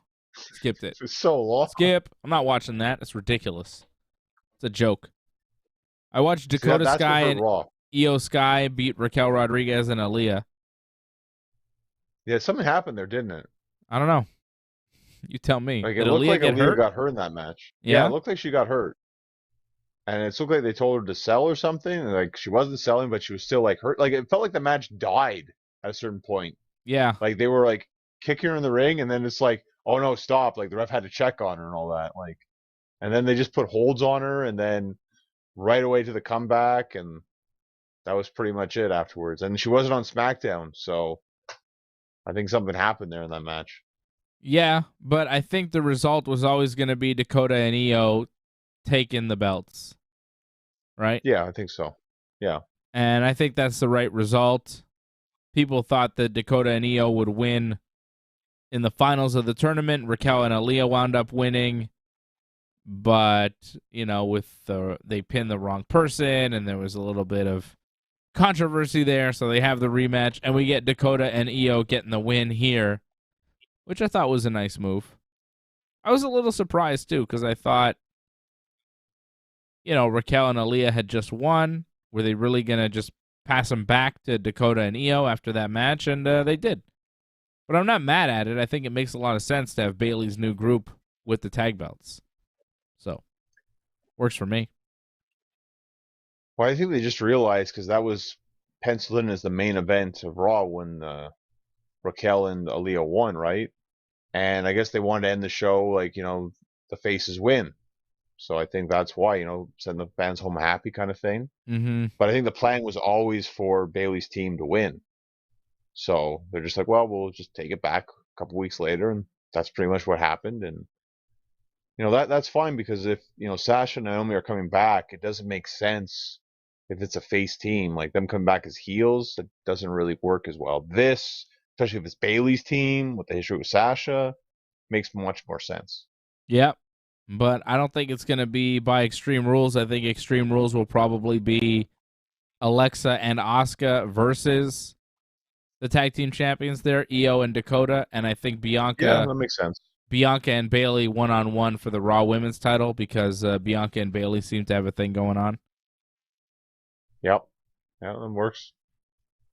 And tonight on SmackDown, you mentioned Aaliyah wasn't there to make the save. It was Bayley getting the win over Raquel Rodriguez. Bayley and the Damage Control cut a promo before that. Dakota distracted the ref. Io was able to rake Raquel's eyes to help Bayley get the win. And then Damage Control, the whole team attacking Raquel after the match, and Shotzi making the save for Raquel for some reason. Shotzi, who was previously a heel, for some reason now coming in as a babyface, helping Raquel and chasing off Bayley, Dakota, and Io. So I guess Raquel now getting aligned with Shotzi because Aaliyah possibly hurt? It was weird. I mean, that's fine to turn Shotzi face. I guess they want to bring back her tank, and people like that kind of stuff. But Shotzi coming out and pretty much taking, 3 women out, it didn't make a lot of sense to me. Since when is Shotzi booked that strong? She's never booked that strong. It was so out of place. Like, it's fine if she causes a distraction and then Raquel comes back, but not even. Like, Shotzi pretty much did it all on her own. I was like, yeah. What? I didn't really understand why Shotzi was coming out, but there it is. I don't think it matters, though. I don't think Shotzi and Raquel are going to get the title shot at Extreme Rules. If there is a title defense of the women's belts, I think it'll be against Alexa and Asuka, right? They're the bigger stars. Shotzi and Raquel is maybe a SmackDown feud. Right. You like the Kevin Owens promo on Raw this week? Austin Theory was cutting a promo about Johnny Gargano, and then Kevin Owens came out and talked about how he might not look like Theory, but guys like him and Johnny Gargano have, they're more special because they don't look the part, but, guys like Theory have come and gone and fizzled out, while guys like Johnny Gargano and Kevin Owens have stood the test of time. It was a decent promo from Kevin Owens. People seem to like it. It was good. Like I don't know this for sure. It's just from what I know about Kevin, and like I know him and Punk didn't exactly get along too well. And I think he may have been inspired a bit by what Punk did. And I think a lot of what Kevin said was kind of like him venting some frustrations out right there. What do you mean? Well, just how, like people like him, like Punk made the whole thing about him wearing a t-shirt and all that. That was like a big deal that you can't wear a t-shirt. So I think he kind of took a lot of that anger and used that in that promo. That's what it felt like. I didn't see that at all. I don't know. I thought it was a promo on Austin Theory. Yeah, it was a promo on Austin Theory, but he kind of like, I think maybe took some elements of other things that upset him. He seemed extra motivated, and it's like Austin Theory, like it seemed odd that he was so motivated for Austin Theory, but I think he just took another idea and just used that in that promo. I don't know. There may be some heat there with Austin Theory. The brawl got pretty serious. Austin Theory's nose was busted open. Kevin seemed to punch him right in the nose with a shot that busted him open. I saw him bleeding, and then I rewound. I was like, where did he bleed? And it seemed to be the last shot. Just a straight punch right to the face. It was on the outside. Yeah, I saw it too, right? Right on the outside, just a straight punch to the face. Nailed him with it, and Theory came up bloody.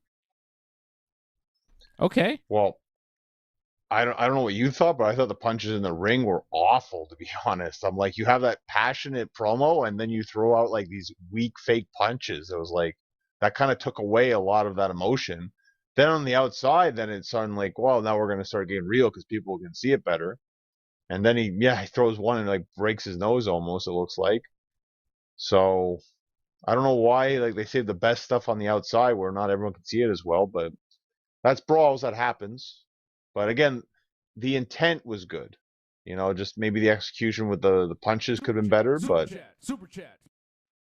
Still enjoyed a lot of what Kevin's doing. Like I'm a little concerned that he's all over the place with his character, because one week he's yelling at Drew McIntyre. The next week, he's a motivational speaker. Like, I really don't know what the hell they're doing with him, but he's entertaining to watch regardless, whatever he's doing. So I just hope they keep him consistent. Like, I feel like him and Sammy against the Usos, that should be the WrestleMania match. WrestleMania is a long way away, but I could see it happening. It's possible. It makes the most sense. Yeah. I'm not sure where Kevin's going exactly, but it seems like they have plans for him. Like he's a featured member of the Raw show every week. He's cutting promos. He's winning matches. He's winning matches. So that tells you something. I'm not sure what. I'm like you. I'm not really sure where they're going with him, but I think that he is a guy that will have a decent spot. He seems to have a decent spot on Raw right now, right? He's on every week. He's talking. He's wrestling. He's doing well. Sami Zayn's doing well too. Say it again. I just feel like they don't really know what they're doing with him sometimes, and that's why it feels like he's directionless and like he's just going out there and doing stuff, and it's like he's so entertaining that it doesn't really matter what he does. But in terms of like week in, week out, it's like, okay, one week he's doing this, he's like killer, takes out Ezekiel.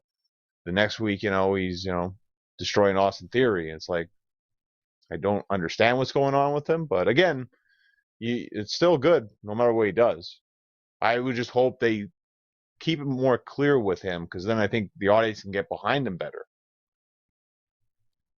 I think he's a face now, right? He's talked about Roman Reigns, right? Yeah. He's feuding with Austin Theory, who's got the Money in the Bank. Is it possible that they have a match for the Money in the Bank case? Kevin takes it off of him, and then Kevin's the Money in the Bank guy.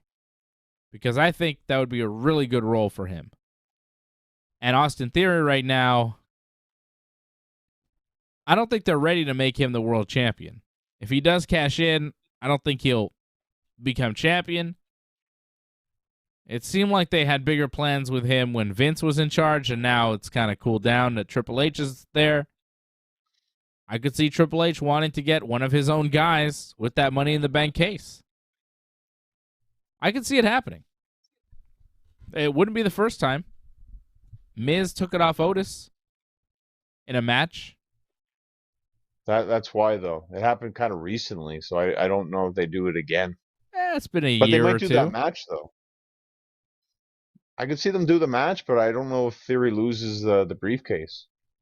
Because, like, I think the whole thing is to kind of... This is actually to push Theory more. Like, that's what Kevin was kind of getting at. It was like, you know, I don't think you have what it takes, and I want you to prove me wrong. And I think that's what's probably going to happen in the end if that match actually happens. Well, you might be right about that. You might be right. Over on SmackDown, Kevin's buddy Sami Zayn had a decent match with Ricochet tonight. Sami did a little promo too. Sami's doing good work with the Bloodline. It's good stuff. Karrion Kross cut a promo about Drew McIntyre. That was not as good. I don't like those kind of backstage, like, evil talk promos. I'm not a fan of that stuff. The Malachi Black, Bray Wyatt style promo, it's not my favorite. That's kind of what he does, right? The elaborate nonsense. That's a good term for it, actually. It's elaborate nonsense. Like, it's, yeah, he's using a lot of words, but he's really saying nothing. Well, we're clearly going to get, because Drew came out afterwards talking about it, we're clearly going to get, you know, Drew versus Karrion Kross, like, probably at Extreme Rules. And that's fine, you know, they're probably going to wrestle a bunch of times against each other. It's not something I look forward to, but something they're doing, you know. This is one of Triple H's big things that will bring back Karrion Kross, so. Yeah. Yep, don't need to see that. Didn't need to see the Maximum male models do their back-to-school collection. That lasted for a couple seconds before Braun Strowman attacked them. Braun's got a nose ring now. Did you notice that? He's got one of those in the middle of his nose, like a bull. I didn't notice that. I noticed Max Dupree said L.A. and, like, he kind of stopped for a second. So I don't know if, like, he's going through some sort of brainwashing or something, or he's going to go back to his old gimmick or something, but I noticed that tease.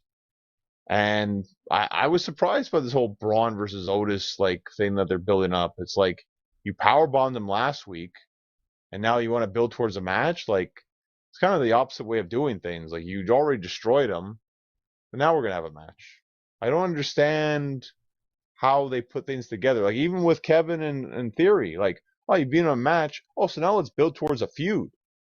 Like, they do things, like, backwards for whatever reason. Like, let's beat the guy, and now let's start feuding.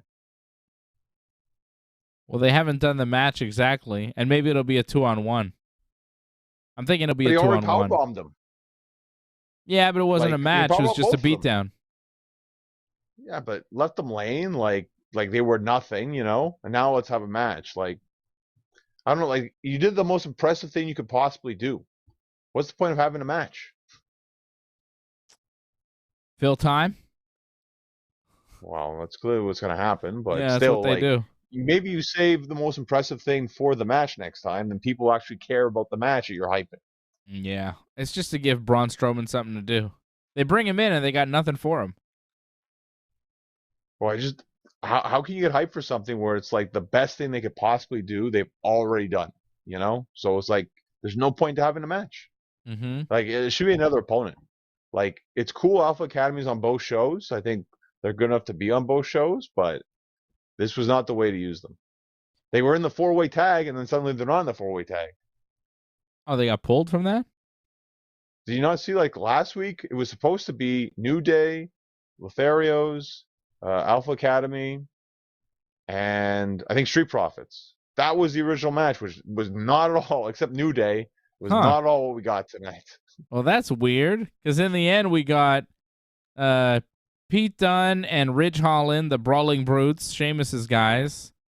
We got Kaiser Sose and his Italian friend Walter's guys. What are they called? Imperium. and then Hit Row. And the match was pretty good, actually. Match of the night on SmackDown tonight. Good stuff from everybody. Yeah, SmackDown wasn't great tonight, but this match was really good.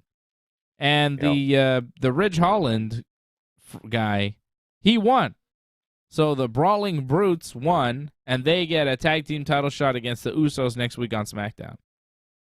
Hell of a match. Hell of a match in the main event. But I guess they totally changed it from what they announced last week, which is pretty funny, but not out of character for the WWE. Good stuff. But like, why? even Top Dollar looked good. It was good. It was a really good match. Like, I shouldn't complain because it was a good match, but like, why radically change it that much? Like, I understand, like, you know, Ridge and Dunn were supposed to win, or Butch, whatever, but to just completely change every team except New Day, like, is there that many injuries, or like they want to shift up the storylines that much? Like, I didn't understand that. I was rooting for New Day. I always want to see I thought New they were Day going to win. Yeah. I was surprised, but you know, it was all right. I don't mind something different. I think it was a reward for them because Brawling Brutes are getting over now. You can always go back to New Day and the Usos, though. You know, you could always do that. Well, that's it. We'll do that later. Yeah, it always works. That's why I thought they might do it, just to give you something interesting next week on TV. Make you think, oh, maybe the Usos will lose here because it's New Day. But to be fair, though, we've seen it too many times. Yeah, maybe. Kofi took a few really nice bumps in this match. Like, Kofi... Especially the last bump. Yeah, that powerbomb thing that he took from the Imperium. Yep. Hell of a bump. Kofi's incredible. Kofi and Woods, like, they're just so great. They're not featured nearly as much as they used to be, you know, with New Day. I hope Big E can come back and wrestle one day. Put those three together on a Big E return and be massive. It would be massive. So I'm hopeful, but I don't know. So the Usos will wrestle the Brawling Brutes. The third Uso, Solo Sikoa, who's their younger brother, but he's got a different last name for no reason. Why isn't he Solo Uso? Doesn't make any sense to me. He married someone, took their name, I guess, you know? That doesn't make sense. It doesn't make sense. None of this makes any sense. You've got Roman Reigns, Jey Uso, Jimmy Uso, Solo Sikoa. They're all family members. They all have different last names, yet they're all in the Anoa'i family. So what is their name? Well, to be fair, Roman's not their brother, though. Like, at He's least their the others cousin. are all brothers. I know, Yeah. he's their cousin. Well, three of them are brothers. One of them's a cousin, and nobody's got the same last name, except the twins. That's not how life works. Anyways, Solo Sikoa beat Madcap Moss. Huh? So watch out for your kids. They'll start changing their last names. Yeah, I don't think that's... Marriage does that, man. No, it doesn't, John. Solo Sikoa beat Madcap Moss after a rock bottom with a little help from Sami Zayn doing outside interference for him. That was a rock bottom that he hit. They called it something else, but Uranagi. But I mean, when a Samoan guy in that family does a Uranagi, we call it a rock bottom. I don't know about you. Is that his finisher? I think so, or the splash as well. I think he's also one with Samoan drop. You know, one of those three, I think. Mm-hmm. Like, this match was fine, but just too long, and he's not over enough to have longer matches at this point. I don't think even Madcap is. So, like, this shouldn't have been as long, because, like, you got to let him get over first. People aren't used to him yet. Like, yeah, of course, he's the NXT, like, North American champion. Most people do not watch NXT. No. I don't know about you. I do not watch it so much. So, like, you can't have him have long matches like this. You got to let him get over first. Like, we've barely seen him, and like you already put him in a main event match against Drew. Now you're making him have a long match with Madcap. It didn't make sense. They're trying to introduce this guy, Solo Sikoa, but yeah, I don't watch NXT. I didn't know he had won a belt. He came out with a belt this week. I was like, oh, I guess he won something. Ronda Rousey doing a title match. Why? Yeah, why a title match? Yeah, it didn't make sense. Because Madcap Moss really wants the NXT North American title? Like, what is that? Ronda doing a backstage interview with Kayla. Liv Morgan showed up and just kind of interrupted and says that she deserves Ronda's respect, and she beat her twice, and she's going to do it again. And Liv wants an Extreme Rules match with Ronda Rousey, and Ronda's like, all right, it's your funeral, Extreme Rules. So that they already had a match booked for Extreme Rules. It's the only match official for that pay-per-view still. And now it is an Extreme Rules match. Anything goes, Ronda Rousey and Liv Morgan.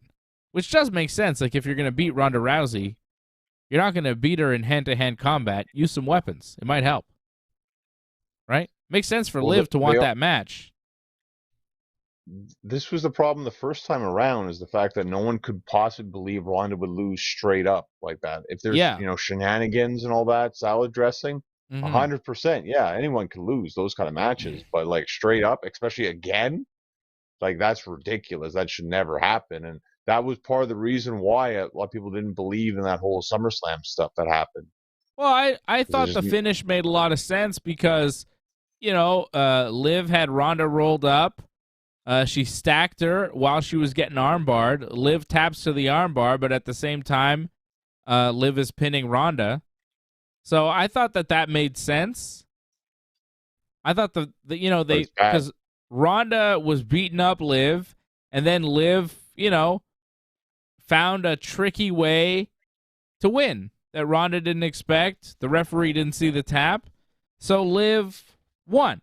I thought the way they did it made sense, but for Liv to find another tricky way to win in just a straight-up match would be hard to fathom, because Liv Morgan and Ronda Rousey in a hand-to-hand fight, I mean, you know who's going to win that. So it just doesn't make a lot of sense to have Liv continuously beat Ronda.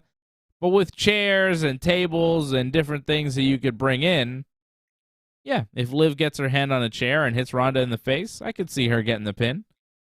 I think Liv is going to beat Ronda with weaponry. It makes sense. Well, she shouldn't. Like, that promo was absolutely awful. Like, if I wanted to listen to, like, robots talking, like, you just got to listen to Liv Morgan talking pretty much. Like, I don't know about you, like, no emotion whatsoever. It's just weird. Looked like she was just... She's odd, because she's very cocky about how she's like, I beat you twice, I'm going to do it again. And she's like, she's not being, like, respectful about it, because Liv was getting her ass kicked. The first time Ronda lost to Liv cashed in Money in the Bank after Ronda just had a long match with Natty and got injured in the match, and Liv was able to catch Ronda, okay? She caught Ronda off guard. She won a match. Fine. Money in the Bank cash in. Then she has the match where she gets beat up the entire time at SummerSlam, and she's in the armbar, she's tapping out, but she manages to roll up Ronda at the same time, and she walks out with a fluke victory.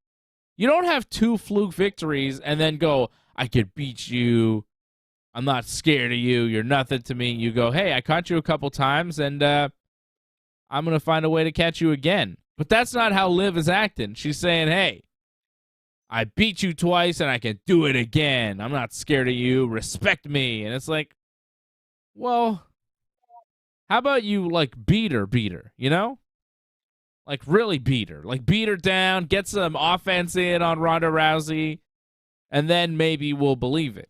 It's just an odd way for a babyface character to act, where this babyface character won, but, just kind of barely. And Ronda is, I guess, a heel character, but a lot of people like Ronda. I like Ronda. I don't think Ronda is all-out heel. So when Liv is kind of this arrogant babyface who just barely scraped by, I think it rubs people the wrong way. I don't know. Well, I think they liked Liv, I think, when she won the title, because it was, like, unexpected. Like, like, she working hard and all this. But that's it. When you become the champion and then you become arrogant, kind of cocky, you lose that respect a bit, because that's not who you were. Like, you've changed. Yeah. But I think the Liv Morgan fans are staying behind her. I'm not sure.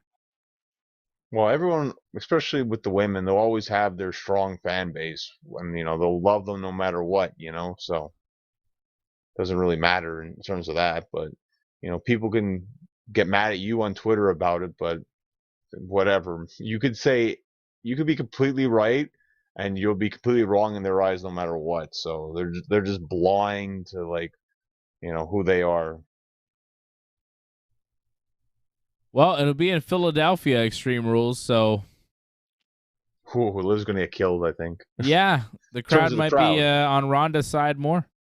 I'm not sure. We'll see. All right.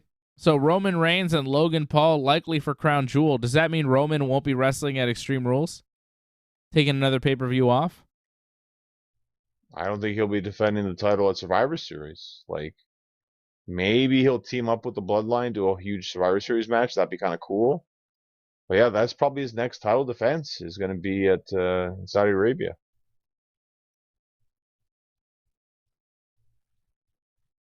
Are the Yankees winning or losing right now?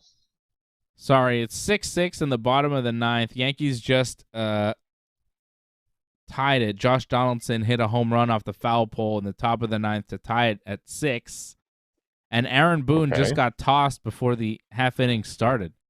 Yankees manager Aaron Boone was yelling at the umpire just before this inning started, and he just got tossed out of the game. I don't know what the hell he was complaining about. I don't have the sound on. I think he was complaining about the umpire strike zone, and he got tossed before the inning started. And now Clay Holmes has just given off a leadoff double to the Brewers in the bottom of the ninth. That's not a good sign. Not good. No, it's not. Clay Holmes has been shaky. He's been like coming in with 3-run leads, giving up 2 runs, and just escaping with the win. But it's like, man, you can't give up 2 runs here. You give up 1 run and it's over, Clay Holmes. I don't like this. Yankees were up 5-0 at one point. It's now 6-6 in the ninth. Are you and your brother going to do Yankees like playoff post game shows? We should do playoff game watch-alongs, to be honest, for the Yankee games. You should see me watch an entire Yankee game and just sit there and watch it and talk about it. You think I get mad about wrestling? You should see me when the Yankees are losing. I'm pretty pissed. I don't like it. Well, hopefully it's a long playoff. That could be exciting to watch. I mean, yeah, we might do a watch-along for a playoff game or two. I could see that happening. Because I plan on watching the games, and I know my brother will too. I mean, I watch every Yankee game. I pretty much watch every game of the season at this point.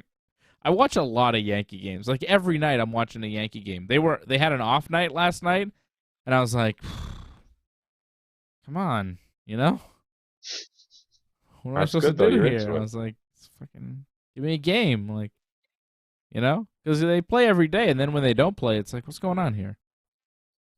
I watch like every Yankee game. I was watching Smackdown tonight. I was watching the Yankee game at the same time. The whole time we've been doing this show, I've been watching the Yankee game. It's not over yet. Baseball's long, man. You think wrestling's long? Every baseball game is like over 3 hours. Everybody complains about Raw. One baseball game is over 3 hours. And every team plays 162 of them a year. Not even in a year, just the season, from April to October. 162 of them. Sometimes they're over 3 hours. Most times they're over 3 hours. Sometimes they're 4 hours. Sometimes they're over 4 hours.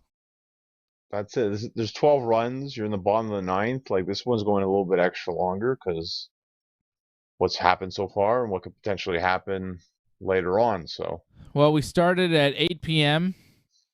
First pitch was 8:05. It's 12:10 right now. So we're over the 4-hour mark for this game. 12 runs scored. We're in the bottom of the ninth. 1 out. Runner just Brewers just grounded out. Runner advanced from second to third. With 1 out? Yikes. 1 out now. Yeah, I know. Ground out and we're in trouble. What's happening? Well, they're probably switching pitchers more than likely. I think they're changing pitchers, but they don't have a manager, so they're got some other guys doing it. It seems like confusion right now on the Yankees bench. Well, I probably don't know What's who can do it. happening? Oh, I think they're doing a defensive switch. Oh, they're switching the outfield? I don't know what the hell they're doing. Yeah. They're doing a defensive switch here. Sounds like a stall tactic. They just changed first baseman. I don't know what's going on. Yankees are doing all sorts of shit right now. They're making moves. I thought they were changing pitchers, but they're just doing a defensive substitution. Making the game longer. That is weird. It's They almost got a over. shift on here. They are really trying to prevent this run and keep the game going into the 10th. All right, enough Yankees talk. Thank you to Harold Schneider for dropping the super chat. Says keep it up. Thank you, Harold. We will. Although the show is over, so I think we're done keeping it up. Keeping it down. Yeah, I'd like to sit here and take you through the rest of the Yankee game, but I think we're good. I'll watch this Yankee game on my own. Any other wrestling talk you want to get to, John, that we haven't talked about? Is there anything that we should talk about that we haven't? Well, you didn't show the MJF tweet. Did you find that yet or not? Or Oh, my God, yeah. if you can find that was a great tweet. I was like, wow. When I saw MJF do that, I'm like, he's really good at this. Like, not everyone's really good at, like, using Twitter correctly. Like, wow. And to use it, too, on Sheamus, too, like a WWE guy, which he's trying to be positive towards WWE, but still, like, he found a way to take a shot on him. He found it. Okay. So what is this? Hold on. Let me go back to the beginning. I don't know what Sheamus is talking about here. Oh, I think it started off because I think Sheamus mentioned that Corbin was in the Gone. PWI 500, I think. Oh, he deleted the tweet? I guess Sheamus deleted his original tweet about his PWI 500 ranking, but Corbin making fun of Sheamus, and then Sheamus responding to Corbin 126, stats don't lie. I guess this is the Pro Wrestling Illustrated Top 5. What is this that Sheamus is bragging about here? Yeah, I think that's what he's talking. It's PWI 500 ranking, I think. Okay, and Sheamus was higher ranked than Corbin, and Corbin says he doesn't care. Thanks for the info. Corbin says, thanks for the info. I'm not a mark, so I didn't read the issue. See if you can get Dave to retweet you. Which is like pretty shooty from Corbin online, right? Like Corbin's going pretty hard. Not bad from Corbin. I don't think he likes Meltzer. I don't think he likes Meltzer at all. Does he like Sheamus? Possibly not. Yeah, I don't know. And then Sheamus goes, kayfabe, bro, kayfabe, real heels wear scarves. Okay? All right. I don't know why he had to take a shot at MJF like that, but okay. I don't know if he's taking a shot at MJF. He goes, sad. MJF just retweets Sheamus' tweet and says, sad. And then Sheamus responds with the Conor McGregor, who the fuck is that guy? Acting like he doesn't know who MJF is. And then MJF destroys him. Goes, let's see here. Let me get this bigger for you. The guy you alluded to, stop now or I'm going to devour you. You can rock 6-inch lifts and play top guy, but you've been handed the ball multiple times and fell. I'm glad you're having a resurgence and finally figured out how to get over. It only took you a decade. Took me 1 day.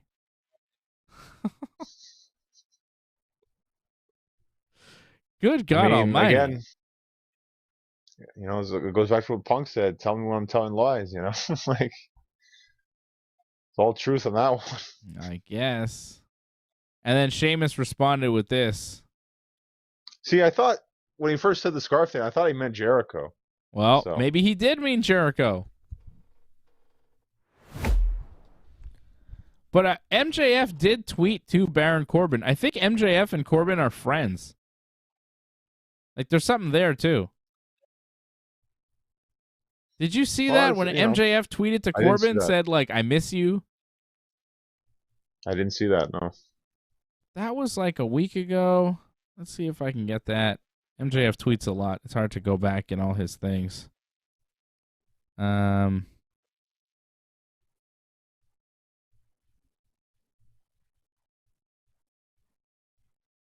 don't know. But I think I guess we can say, MJF. well, just congrats to MJF. He got engaged this week. So He did? congrats to him and his girlfriend. Yeah. So there is Corbin tweeting.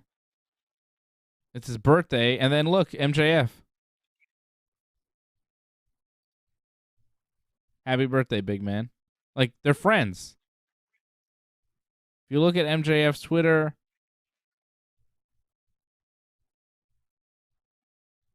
there was a tweet at some point where he's talking about Corbin. I think him and Corbin are friends somehow, which is odd. Like, how did that pairing happen, you know? Well, he had a tryout with WWE once upon a time. Okay. So maybe they met there, you know? It happens. I saw a video recently. I saw like Sammy Guevara had like a tryout in WWE, I think many years ago. Here's MJF. Looks like he's on a private jet. Buffalo. Here I come. On his way to Dynamite. And there's Corbin. So rich. I love it. MJF, I missed you so much. What's going on there? Yeah, they're buddies, you know? That sounds all right, though. That's Doesn't the matter wrestling the- pairing I didn't expect, you know? Baron Corbin and MJF. Like, who knew? It's an odd pairing. I That's didn't cool, though. expect them to be friends, but they seem to be good buddies. I don't know. Yeah, that's nice. See, some people can get along in wrestling. They're not all enemies. Yeah, they're not all punching each other in the face. And there's friendship between WWE and AEW guys. And if MJF gets a contract from WWE, you can bet Baron Corbin helped broker that deal, right? Or Cody. Or Cody. Or anybody. Could be anybody. All right, it's still bottom of the ninth. There's 2 outs now. Let's go Yankees. Let's get out of this jam. Runner on second and third. 1 run wins the game for Milwaukee. 2-0 count. Clay Holmes still on the mound. Oof, these are nervous moments, you know? When one swing of the bat could end the game for you. When you could lose the game, the Yankees could lose this game with 1 swing of the bat. Clay Holmes has to be real careful with every pitch he throws. It's dangerous times. Bottom of the ninth with a runner on third. Huh? Don't they still have like a 4-game lead in the division? Yeah, so what? You want to win every game. I don't give a shit how big their lead is. They could have a 100-game lead. I'd still want them to win every game. Every game counts. Every game matters. Every step is a step in the right direction as long as you win. As long as the Yankees win, I'm happy. If they lose, I'm pissed. There's ball 3, 3-1. Though. Huh? Is it going to be bases loaded? It sounds like it's going to be bases loaded. Well, he does have first base open, but this guy Caratini is their 8th hitter in the lineup, and he's got a 202 average, so I think Clay Holmes is going after him. You got to go after him carefully, but you got to go after him. He's a third out, too, so it doesn't really matter. Anything on the ground, anything in the air, just walked him. Bases loaded. Well, that's exciting. Yeah, it's very exciting. Bottom ninth, bases loaded, 2 outs. Yeah, all you need is 1. All you need is 1, you know? I'm more worried about top of the ninth with 1 out with runners in scoring position, but top of the ninth with 2 outs, runners in scoring position. This guy Mitchell is their 9th hitter. He's got a 156 batting average, so he's even worse. Oh, maybe they played the averages there. Maybe that was intentional. Maybe. Well, it wasn't intentional. Like, he was trying to, but he was, being careful with his pitches. This guy, he could come after a little more. And there's ball 1. Come on, Yeah, Holmes. maybe Boone screwed things up, like he gave crap to the Empires, and now they're like, well, No. screw you, Yankees. Boone is doing that to keep the strike zone honest for his team. Boone is doing a good job. Let's not get on Aaron Boone right now. Gotta stick together, John. That's a strike. Come on, he went around. Yes. That's not a check swing. He went around. 1-1. Okay, show's over. Thanks, everybody, for watching. This is not a Yankees show. This is a wrestling show, and it is now over. I will be back Thursday night at 8 p.m. to talk some UFC with the boys. The next UFC event we have to preview will be in October. What the fuck? Wow, bit of a break. It's 1 week. October is actually pretty close, John. October 1st is the next UFC show. Mackenzie Dern Oh, wow. is main eventing against Yan Chaonan. Interesting. Tomorrow it's Sanhagen versus Song Yadong, and we got the preview for that up right now on our YouTube channel and the website, ringsidereport.net. And there's a hit up the middle, and the Yankees have just lost the baseball game. Shit. Sad ending to 601. God damn it. Yankees lose 7-6, bottom of the ninth. Good job, Clay Holmes. You blew another one. Fucking Clay Holmes. Fucking. This guy was lights out first half of the season. A lot of the problems the Yankees have been having is because Clay Holmes was a great closer for a while, and now he's not. I don't know what happened. Blowing games. Blew this one. Fuck. I knew he was gonna blow. Well, they were up 5-0, so yeah, they really blew this one. The pitching was not great tonight, but it hasn't been the pitching that's been a problem. The starting pitching has been pretty good, but it just wasn't there tonight. Because this Montas guy who came in as a trade at the trade deadline has not been delivering for the Yankees. I don't want to talk about it. I'm pissed off now. All right, thanks everybody for coming on the show and watching the show and doing things with the show, supporting the show. Harold Schneider, you're the super chat leader. Thank you, Harold. Thank you, Ray Cruz. Thank you to all the members. Join.ringsidereport.net if you have not joined already. If you want me to do a Yankees watch along, let me know, and we'll do one for the playoffs. If they make the playoffs at this point, they'll make the playoffs. But goddamn, if you want to see me watch playoff baseball, let me know. Maybe we'll do that here on the channel. Okay? Thursday night, 8 p.m., Ringside Report MMA is when I'll be back. I get the weekend off, and I'll see you next week right here on the Ringside Report Network.